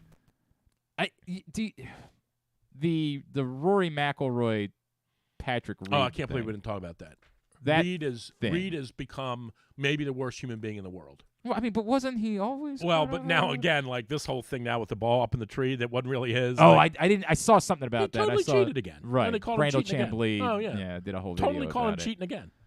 But is it definite that he cheated? Oh, Versus 100%. So you know It what was your not ball his is. ball. Because Well, Chamblee pointed out like everybody plays the same ball. Well, you have distinctive markings on it, but the issue is that they saw where the ball went in the tree. It wasn't his ball. Right. It's not But his did ball. he know that when he walked over there? I think he knew it when he put the binoculars up there and said, well, there's a ball up there, and I'm going to tell him it's got an arrow on it and it's mine. Okay. All right. He's the worst of the worst. I mean, I'm not trying to defend the guy. I just didn't. I don't know. We enough know to somebody that's close to worse than him, but all right. but not by much. It's a Hooded Foreign on Twitter. Drew'sMorningDish.com. When are you going to the Palestra? When's that? Saturday. Have you sold everything? I got like 4 seats left if somebody wants to go. What's your email? 18 in a row at gmail.com if you've never been to the Palestra. Tell everybody about the Palestra. The Palestra is amazing. I mean, the Palestra is a cathedral of Like I've been everywhere. I've been to Cameron Indoor Stadium. I've been to Hinkle Fieldhouse. The Palestra is, if you never experienced the Palestra, it's the most amazing place to go to watch a college basketball game. Drew's taking a bus trip up there on Saturday. Email him 18inrow@gmail.com if you want to get in. All right, Rami, you and I will do Would You Rather Wednesday. Number 1, Lamar and the Ravens get to a point where they know with confidence they're not getting a long-term deal done. Now, you have to pretend like you care about the Ravens. I got you. Of course, Rami is a Jets fan. So yeah, so I would take Lamar or Tyler Huntley. He's desperate for this to be his problem. Yeah. The thing that we're complaining about every day, he would murder someone in order to have this problem. Yeah. Would you rather they go ahead, play him with the tag, or is he coming? He's back. I'm telling you, he's 60 now. I'm very, very worried about him. Very worried. Or just go ahead and pull the Band-Aid off and trade him. So it depends because he's not going to trade. He's not showing up to training camp. Like, he's. You know, it's funny you say that because I had somebody make the argument for me that it's not as dissimilar. You know, like a year ago, he absolutely could have done the same thing. He could have 100% said, "I'm going to hold out," and he didn't. Right? Right. So, I guess the argument is that like the Players Association is fought enough about the tag that they would say to him, "You don't show up for camp. That's the way that this goes." But what we know of him, the inclination, is that he had the option to hold out a year ago, and he didn't do it. Why are we certain that he would hold out this year? I think it's certain that he wouldn't show up for any of the off-season things. I don't know what the camp thing would be. So the question becomes, are you 1,000% trading him next year or not? Because if you're 1,000% trading him after the year, then I would just rip the Band-Aid off now. But if it's like, okay, he's only playing on the tag and then we might trade him next year, two things could happen. A, you win a Super Bowl. He's that talented, and he wins a Super Bowl, so then whatever happens next doesn't matter anymore. Or B, he gets hurt again, and then the decision becomes a lot easier to swallow. So I would let him play out the year. But it also potentially depreciates trade value at some point. As much as we keep saying, like, everybody still gets their money after getting hurt, if he were to get hurt again significantly, and we're talking about 3 straight seasons, then I mean, Deshaun Watson got $250 million guaranteed. I understand that, but it was an injury, right? Right. Like, it was a unique circumstance. So I do think that after a third injury, there is a real scenario where, not to say you couldn't still trade him for, like, trust me, somebody would still be interested in having Lamar Jackson as their quarterback, the Jets. So then sign him, and it's only $50 million guaranteed after that. Or are you saying that? That's why I asked if that's still an option. I'm saying I still think that there is a risk of the trade value depreciating, right? I there get is that. some Yep. not going away, not from the greatest, the biggest haul in football history to nothing, but just depreciating somewhat what you get for him in a trade. I get that. I'm in a weird place, and for the most part, I'll go through some of the responses that we got to this one. From Antonio, trade him, love Lamar, but if they're not going to pay him, just let him move on and get his money, no hard feelings. From Sean, trade him, tank for Caleb Williams. Look, I've heard that argument from people. My problem being your defense is too good. Like, I don't think that you'd be able to tank for Caleb Williams. I just think that you've got too representative of a roster. You have a good roster. You have a really good head coach. You could lean on the run game. Right. Like, it would be difficult and an organization that if you told John Harbaugh that was what you wanted to do as a franchise, is tank for Caleb Williams, have you met John Harbaugh? They're not exactly the tank type. 0 chance he's going along with it. None. 0. Alex, tag him and play him. The Shark trade. At that point, it's not just Lamar risking his value. We'd also be risking his trade value. That's what you and I were just talking about. Steve, tag him. Tell him he's free to shop himself around after he sees what's out there in guaranteed money. He either gets traded or is willing to return. Steve, I don't really understand what you're saying. That's no different than what's happening right now. Right. I don't really get that. Like, he knows what's out there. Like, this thing where you're like, well, they haven't been able to talk to other teams. I assure you, somebody that's talking to Lamar is aware of what the market would be for Lamar Jackson's services. I promise you that. Bryce, if I was a Ravens fan, I'd want to, what are you, Bryce? I think I want to keep him. As a neutral party, I'd let him go rather than risk him getting hurt again. And that's what you said. Essentially, yeah. I'm in a weird spot with this. Like, my answer is complicated. Andrew Steck could play him on the tag. You only get so many cracks with the top talent. Now, that's relevant, right? Like, if Lamar Jackson's not your quarterback in the future. Like I said, you could win a Super Bowl with him. this year. You 1,000% can win a Super Bowl, and you could go 2 decades before you find another Lamar Jackson. 100%. Before you find somebody like that. You could go longer than that. You could go 50 years. You could go the entire existence of your franchise. Well, post Joe Namath, I guess. And Joe Namath was overrated. You're not wrong about that. That's true. But again, given what you've had, he's definitely the best. Exactly. Definitely the best of the group. I'm in a weird spot with this because there is definitely a part of me that just says, you got to figure it out. But my answer would be, the summer isn't really the time for doing that. Like, I want to get that answer before the draft. I don't ever want to go into a season where, what are you trading Lamar Jackson for at that point? Derek Carr? Wanking motion, right? Who are you replacing him with? Either you have your quarterback definitively, or you're taking your chance on someone who's going to be your franchise quarterback. So if I'm going to do it, I would probably do it before the draft. I would say if we're at a point where we really don't believe that this can be figured out, I'm doing it before the draft, and I'm trading for, as we talked about with Rick Spielman, a top 8 pick. I'm trading to try to get Bryce Young or C.J. Stroud, and that's the route that I'm going in trying to solve my quarterback situation. And the Bears, someone posted today that the Bears do plan on keeping Justin Fields. So the number 1 pick might be available. Obviously, that you wouldn't trade Lamar directly for the number 1 pick because if they're keeping Fields, then they're not going to trade for Lamar. Correct. So I guess if there's a third team that comes into play, and the 1 gets flipped to you, and it's interesting. It's complicated. It does get very complicated, right? It gets very complicated at that point. Or you just acknowledge that maybe the first guy is not going to be on the table, or the Bears don't like that the offers that are out there. They happen to love Will Anderson, and they don't love Jalen Carter quite as much, and they say, dude, we're just going to take the number 1 pick. Like, we're just going to do it. Go get Will Anderson. That's going to be our guy, and we're good with that. I think once you get past the draft, Lamar's got to be your quarterback.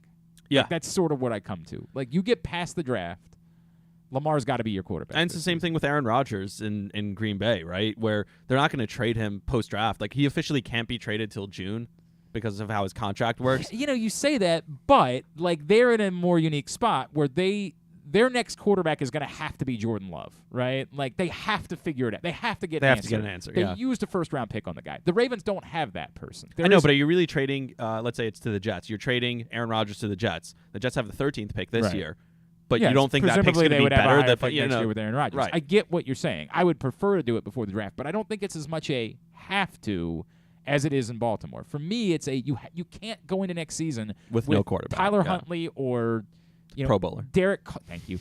Derek Carr, Pro Bowler too. Thank you. Or, I mean, I guess Trey Lance would be unique, right? Like that's an interesting situation. Would you take Brock Purdy? Not after the injury. By the way, you mentioned, and this was the other would you rather, so I could go right into that with Tom Brady. What if Shanahan calls him? You're going home. I know, but that's not. It's less practical, right? Like they have 5 quarterbacks right now. I know, but 2 of them are hurt. I understand. 3 of them are hurt. Calm down. All right, let's get to. And that offense is so made for Brady. Like all he has to do is throw the swing passes he was throwing all year, the screens that he was throwing to McCaffrey and Debo and Ayuk. Like, wouldn't that be easier? He could throw some tight end screens to and. I mean, but the unique circumstances that would have to play out for them to be in that spot, right? They would have to know definitively that none of these guys are available. Trade Trey Lance. They're gonna. The assumption and then you from sit a lot Brock of Purdy for a year. I'm not as convinced that they're trading Trey Lance as everyone else is. How do you go back to Lance after the he was the 3rd best quarterback on his team this year? He played for like a minute. He played a few games. You didn't get nearly enough of. And Brock Purdy played, and from the minute he came in against Miami was great. I understand that, but he's hurt. The injury provides you that opportunity to say, maybe we don't put all of our eggs in this basket just yet. And I get it. If there's some team that's in love with Trey Lance and is willing to give you an absurd amount in a trade, then yeah, sure, go ahead and do it. But right now, I do think you have to have a backup plan because the injury combined with Brock Purdy looking human, looking, like a guy. They wanted to do better than Jimmy Garoppolo. They wanted to do... Although, apparently Kyle Shanahan didn't, right? Because if it's up to Kyle Shanahan, the quarterback is irrelevant. I understand that, but I think that John Lynch understands that the quarterback is very relevant. Or at least is more relevant than that, right? No, I'm with you. It's at least we need to be dynamic at that position. And I could understand John Lynch saying, I like Brock, and we saw a lot of good things, But with the injury and maybe what we saw in the postseason being a little bit more of teams not figuring him out as much as, understanding that if they play defense a certain way, you're still going to be able to design. We get it. You're a genius. You're going to design plays that get guys wide open. But what if we go next season and George Kittle and Deebo Samuel both get hurt and, I'm with you. It's a unique spot. I don't know why you got me onto that. Yeah, imagine Tom Brady. Number 2 is Tom Brady one, so let's just do it. Number 2, Tom Brady. Would you rather? You're Tom Brady right before the season starts. No camp, nothing. You get to August, right before the season starts. Mac Jones gets hurt. Bill calls. Says, come on home. There's no receivers. One more season.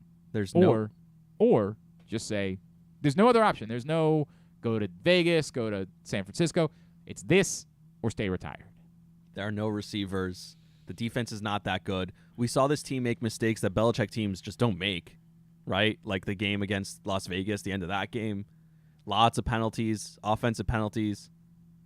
I don't know. I like Bill O'Brien. I think that was a good hire for them. But if you're Tom Brady, you just stay retired.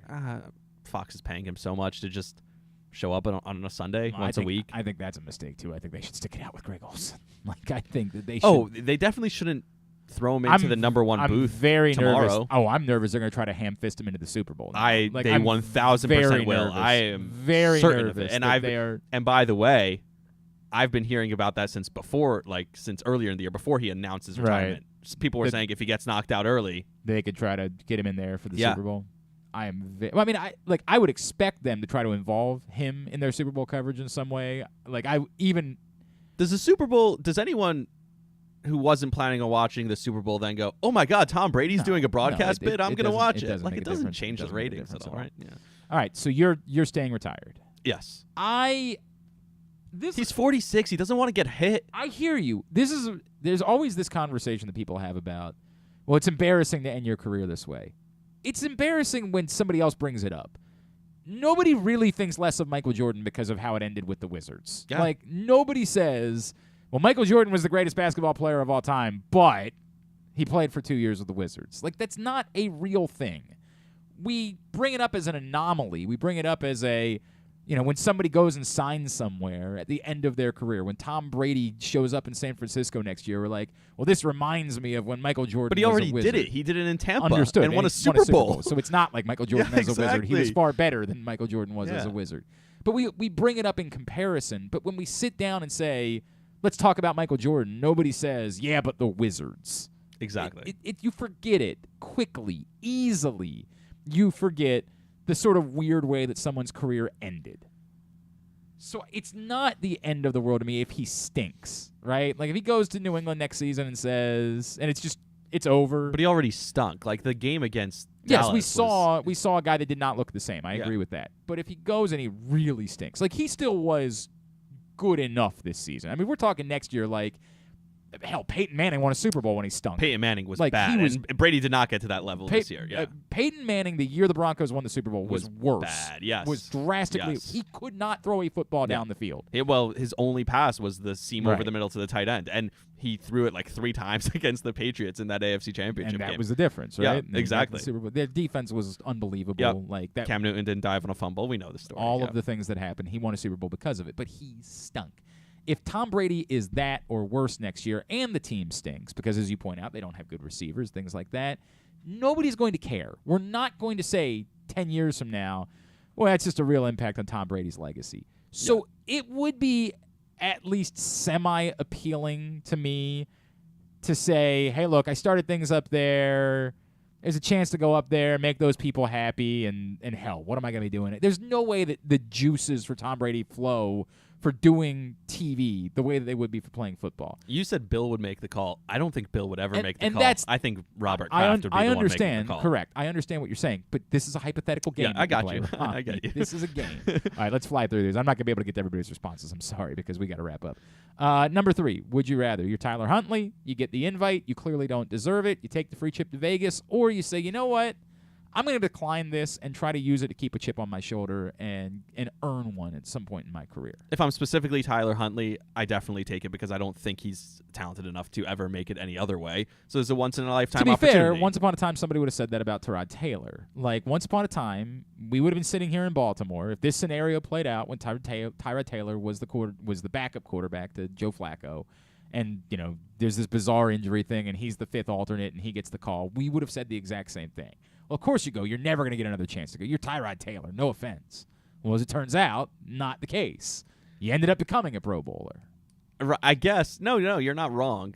But I don't know. I've watched him play football I also. understand. I don't know. I understand. But at that point, I assure you, I know that you weren't here. You weren't living this. But I assure you, there was no one in Baltimore that saw there would be jokes about whenever Joe Flacco would have a bad game, play Tyrod, but it was a joke, right? Like nobody thought the dude was an NFL caliber quarterback. As it turns out, we were wrong. He was a not a high level quarterback, but he was a quality NFL quarterback. He was a good NFL quarterback. So I think the answer is you're right. Like you just take the trip, not my problem. I'll enjoy a free trip. But I think a lot of us have gone through that feeling of like, I don't belong here. Exactly right? And I don't care for that. I hate that feeling, yeah. Signing up for that, that's the part to me that would be difficult. Like, I would be out there feeling douche chills all week. Yeah, I mean, it's the same. We talked about this with, on a different level, Jazz Chisholm on the cover of MLB The Show. Yeah, Scott Rowland. Can you imagine him at his Hall of Fame speech? Wait, this is amazing. Wait, stop. You're crapping on Scott Rowland. I'm not crapping on him because he's a very good Major League Baseball player. You don't think Scott Rowland belongs in the Hall of Fame. I accept WAR as a complete statistic. And by that standard, there's no debate that Scott Rowland's a Hall of Famer. There's debate about other guys and whether they should be in. But Scott Rowland's got a better career WAR than Tony Gwynn. But was anyone ever like, oh, my God, Scott Rowland's in talent. We've got to go see the I've heard all of those things. But part of that is because I don't know that we ever watched baseball the right way. I don't know. When Mike Trout's here, I go.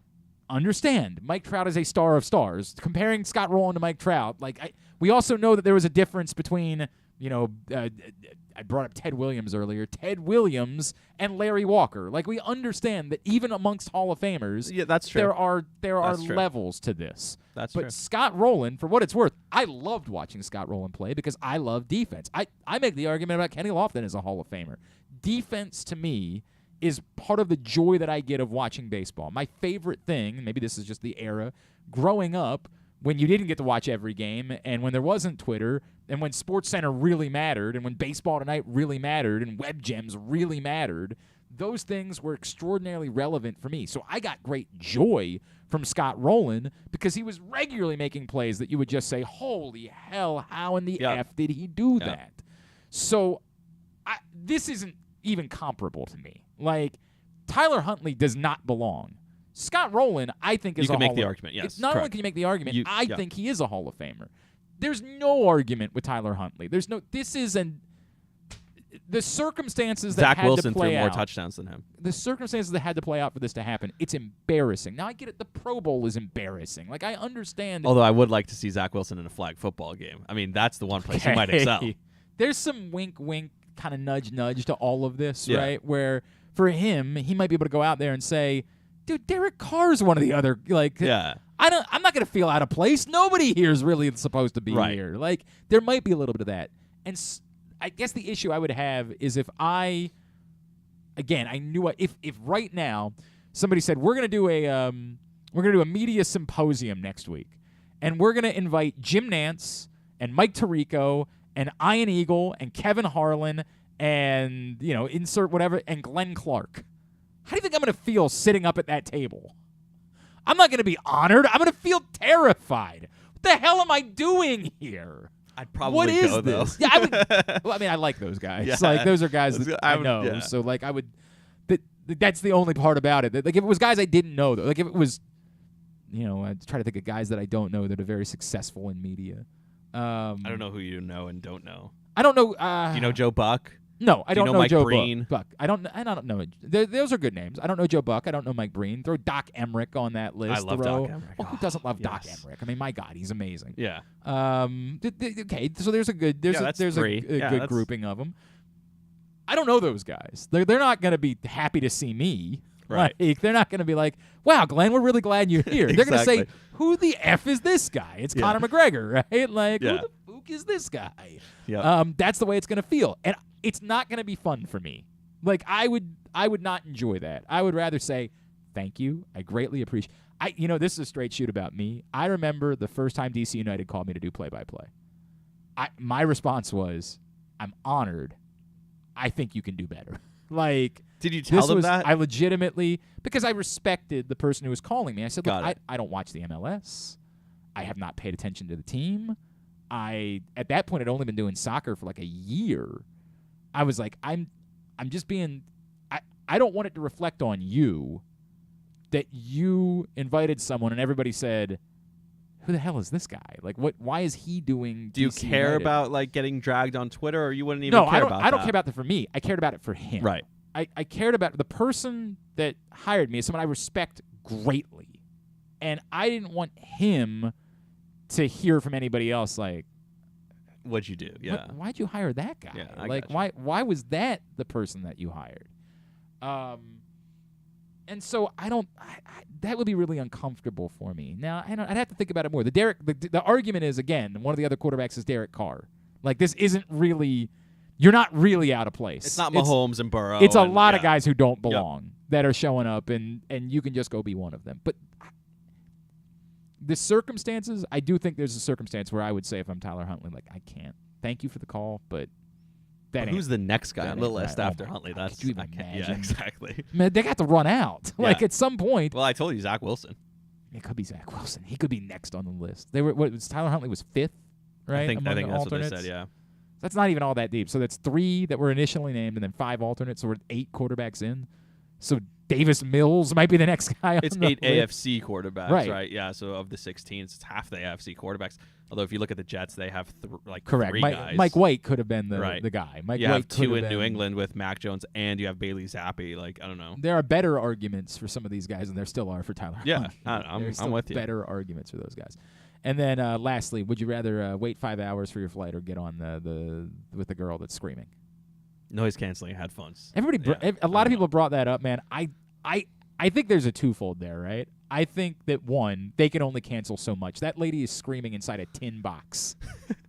Like, you're gonna hear it. If you're listening to a podcast, you'll hear it. This is what I I've think learned. even if you're listening to music, you're gonna hear it. Like, They're pretty good. I understand. I have some damn good headphones that I use, but I still think you're gonna hear it, and then 2, you're gonna notice the commotion. You're gonna notice everybody else, and then you're gonna have to take your headphones off, and then it's an event now. How long's the flight? I said a weekend getaway, so at least 2.5 hours to Florida, at least that much. So yeah, but why would I want another 7 hours? So I'm basically adding another 5 hours. You're to my adding another trip. 5 Yeah. hours to your trip, yes, but you're doing it. I'm you sitting know, in the airport and you can go sit in at the Drew brought up. You go to a bar at the airport. You can sit. You can have a beverage. You can watch a game. am I in a something like legal that. gambling state? Yes, you're in the state of Yeah. Maryland. You can bet 100%. All right. So while you're if I'm in a legal gambling state, then I'd be doing the same thing I'm doing at home. The funny thing about me trying to, my answer is definitely, I'm just gonna get on the flight. Yeah, Like, it's by gonna the way, suck. yeah. It's gonna suck. But 5 hours in an airport, I hate the airport. That's just. By the way, as if you much told me to it. 5 hours, if it was you told me the flight's delayed, we don't know how long, that's worse. If you told me 5 hours, I'd leave. No, it's the point is you wouldn't know. The point is you wouldn't Yeah, have that. it would It's be- just right, delayed. exactly. It ends up being 5 Right, hours. You okay, can't yeah, know, right? right. You can't, So or you if you know can't- up front, you're yes, out. Exactly Yeah. right. Exactly right. All right, continue to get me your responses at Glenn Clark Radio on Twitter. Somebody's going to win a $25 gift card to Glory Days Grill.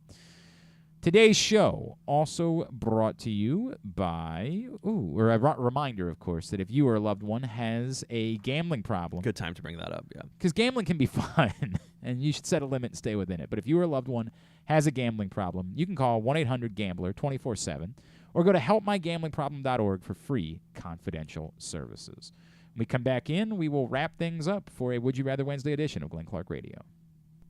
The Baltimore County Police Department is hiring. Entry-level officers start at over $60,000 and over $64,000 for lateral officers, with $10,000 signing bonuses available. Plus, cadets start at over $32,000. Great benefits are available like medical, dental, and vision insurance, tuition reimbursement, 15 sick days per calendar year with no limit, career advancement to more than 20 specialized units, and more, with further incentives for military service members and veterans. A passion for service, a career for life with the Baltimore County Police Department. Find out more at joinbaltimorecountypd.com or call 410-887-5542. Must be a United States citizen, have a valid driver's license, and a high school diploma or GED equivalent.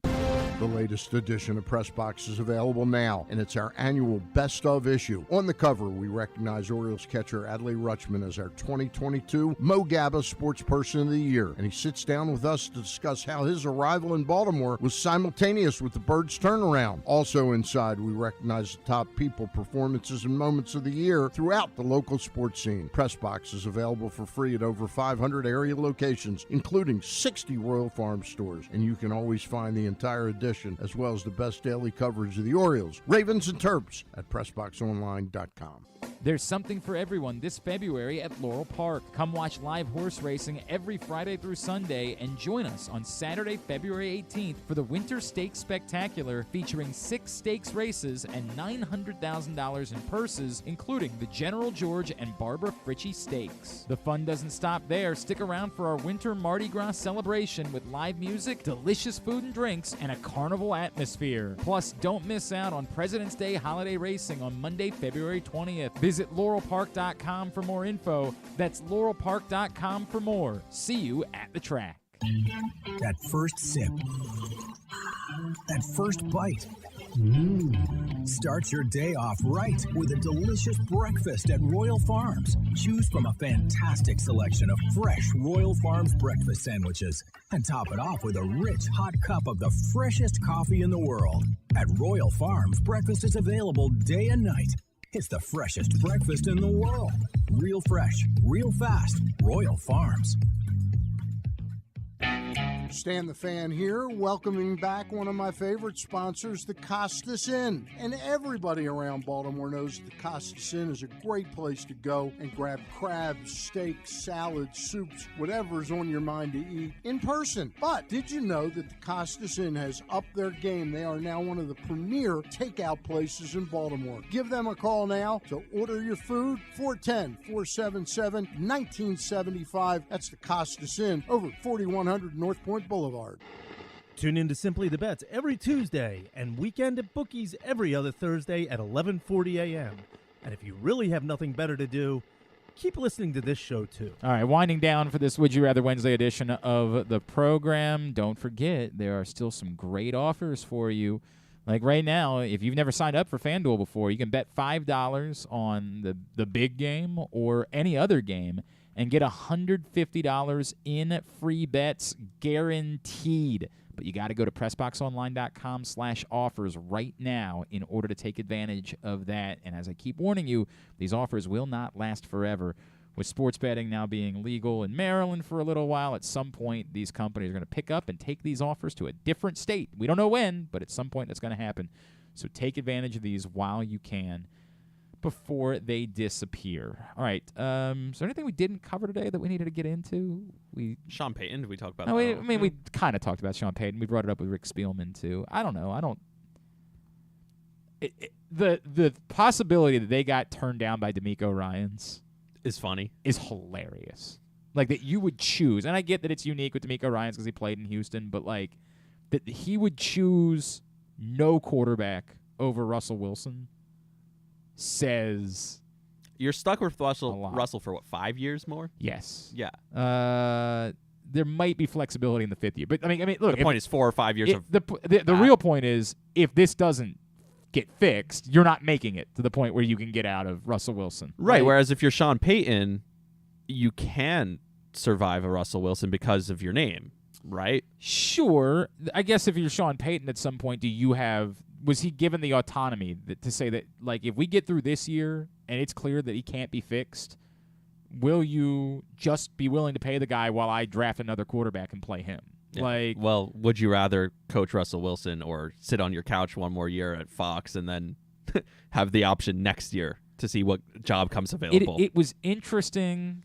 I'm not convinced that the Russell Wilson problem is Nathaniel Hackett, right? Like, there's a lot of people that were trying to do that with Adam Gase and Sam Darnold, remember? Like, there were a lot of people that were convinced, just get Sam Darnold away from Adam Gase and he'll be fine. No. Like, that, not to say that Adam Gase wasn't a problem. Clearly he was a problem. Yes. But Sam Darnold wasn't just going to be a great quarterback the moment he got away from Adam Gase.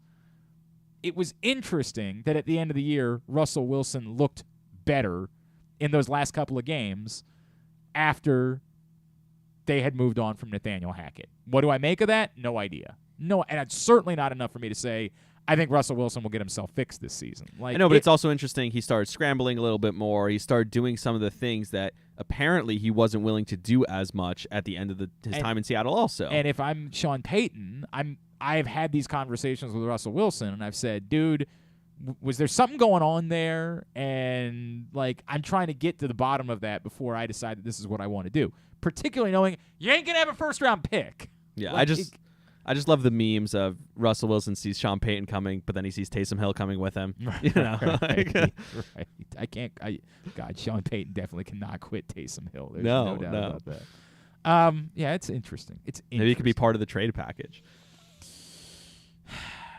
No, they probably wouldn't do that, but it doesn't mean that at some point they won't have Taysom Hill on that roster. Yeah. I remember there was an old Tony Kornheiser line about Steve Spurrier being the coach of the Washington Redskins where he was like, you just know that at some point he's going to walk in and he's going to announce that Danny Werfel's his quarterback. Like, it's just going to happen. And at some point, Taysom Hill is going to show up. It's going to happen one way or the other in Denver. He will follow Sean Payton there somehow, some way. By the way, when you guys talked about Josh Allen earlier, I think you also have to remember the beginning, the first couple years of his career, he wasn't great either. The first year of his career. Was it year 2 or year 3 that year he made 2. that jump? The moment that Stephon Diggs arrived, everything changed. Right, that's true. The moment that Stephon Diggs showed up in Buffalo. One of the other bits that I saw yesterday, so the Ravens, of course, are going to do a second interview with Dave Canales, who was the quarterback's coach in Seattle this year, which is, you know, he got the most out of Geno Smith. There's no doubt that he got the most out of Geno Smith, but is it because of him or like that's right? Yeah, that's always the question. I don't possibly know what the answer is to why Geno Smith became a quarterback this year, but I get it.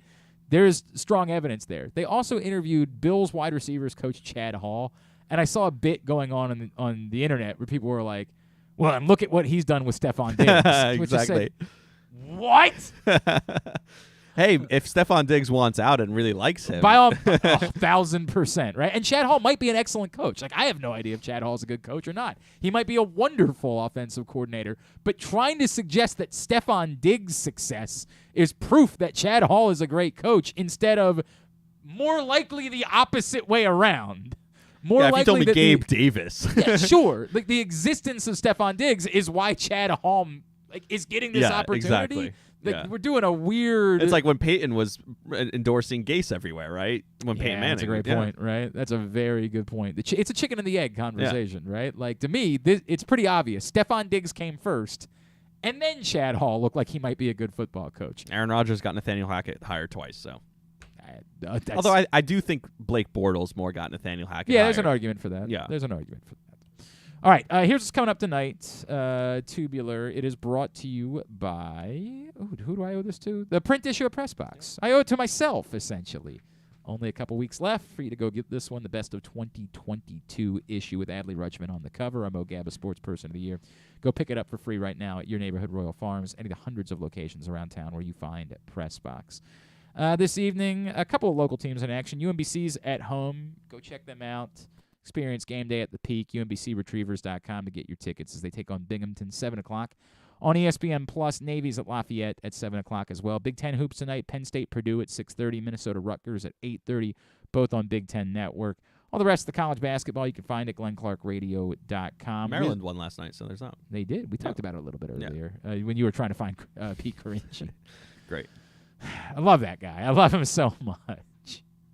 Really, it was either that or when I was trying to figure out the railroaded. sound When the sound wasn't working on YouTube. Yeah. We had a banner day. So pull the curtain back. When we got in this morning, the computer that we use for YouTube had done that bit where it just automatically updates and doesn't give you the option to say no, Yeah, exactly. don't do that. We're Yeah. about to do a show. So we started the show a couple minutes late because it literally stopped updating at 9:59 a.m. Yeah.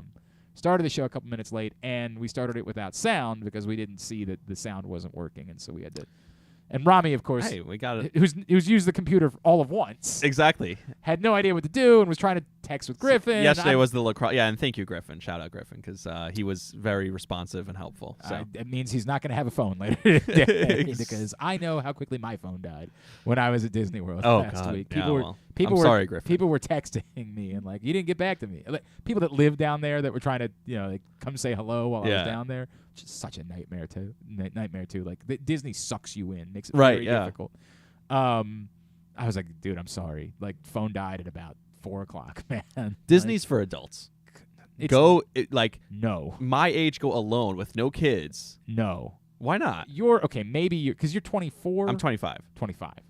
Maybe your age. At a certain point, it's creepy. Disney is for kids. I just went to Universal last Universal's March. different, Was completely different thing in LA. Disney is specifically made For children. For children. Yeah.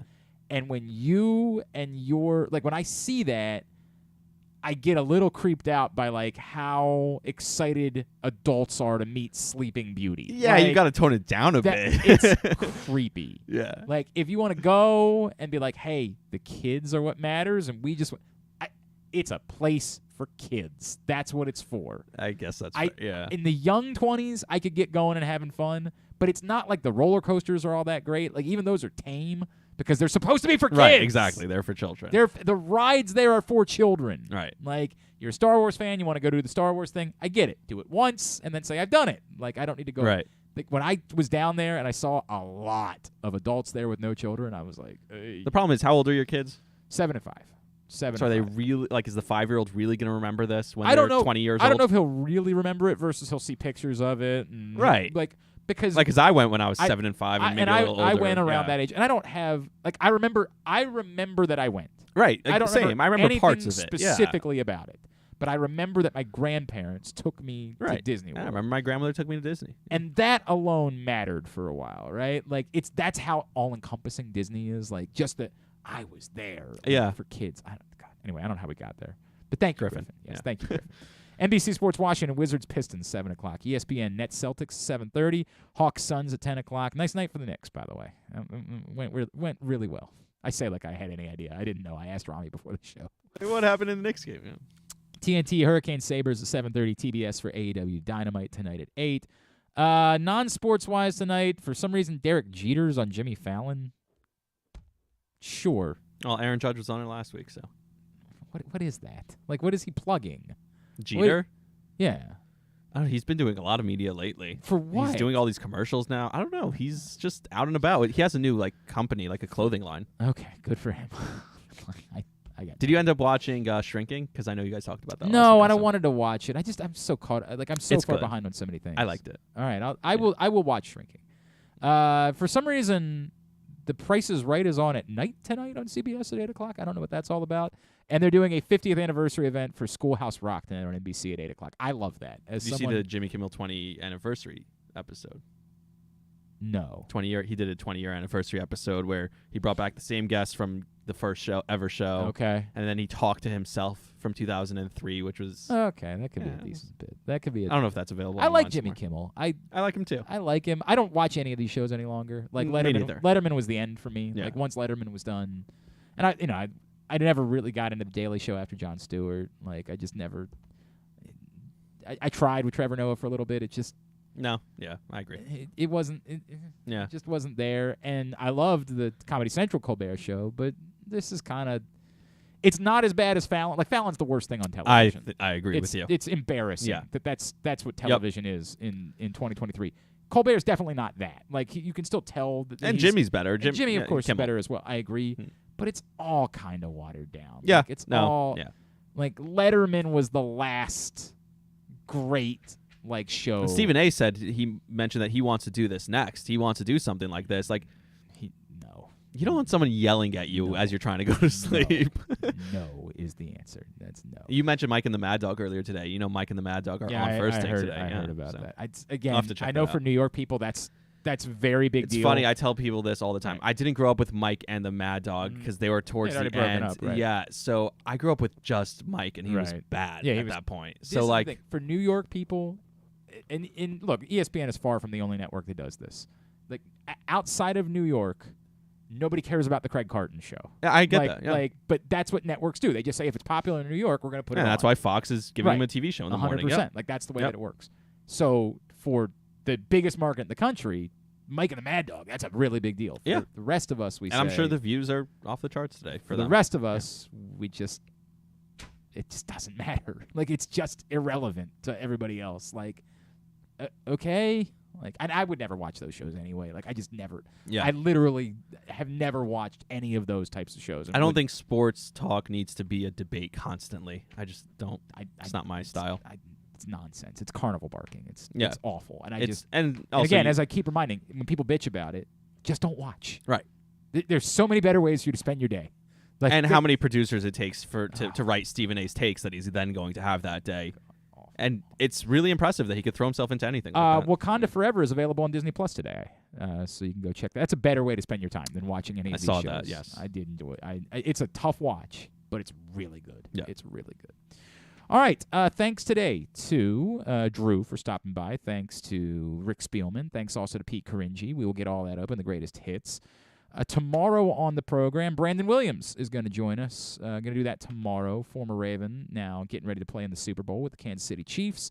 Rita will check in since she and I are back together on Sunday over on 105.7. We will try to remember, hey, who are you again? Like, we'll try to reconnect ahead of that tomorrow on the program. And stuff and things, as always. Thanks to everybody at PressBox, all of our great sponsors and partners, including the Baltimore County Police Department, Problem Gambling, Royal Farms, the Costas Inn, the Maryland Jockey Club, Great 8's Memorabilia, Maryland Vascular Specialists, UMBC Athletics, your local Toyota dealer, buyatoyota.com. Thanks to Griffin.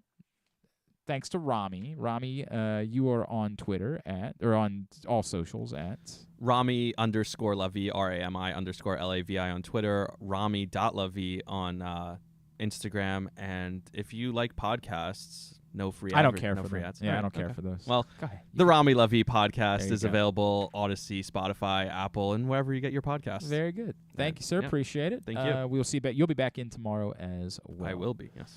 All right. Have a great Wednesday evening. Go UMBC. Duke sucks.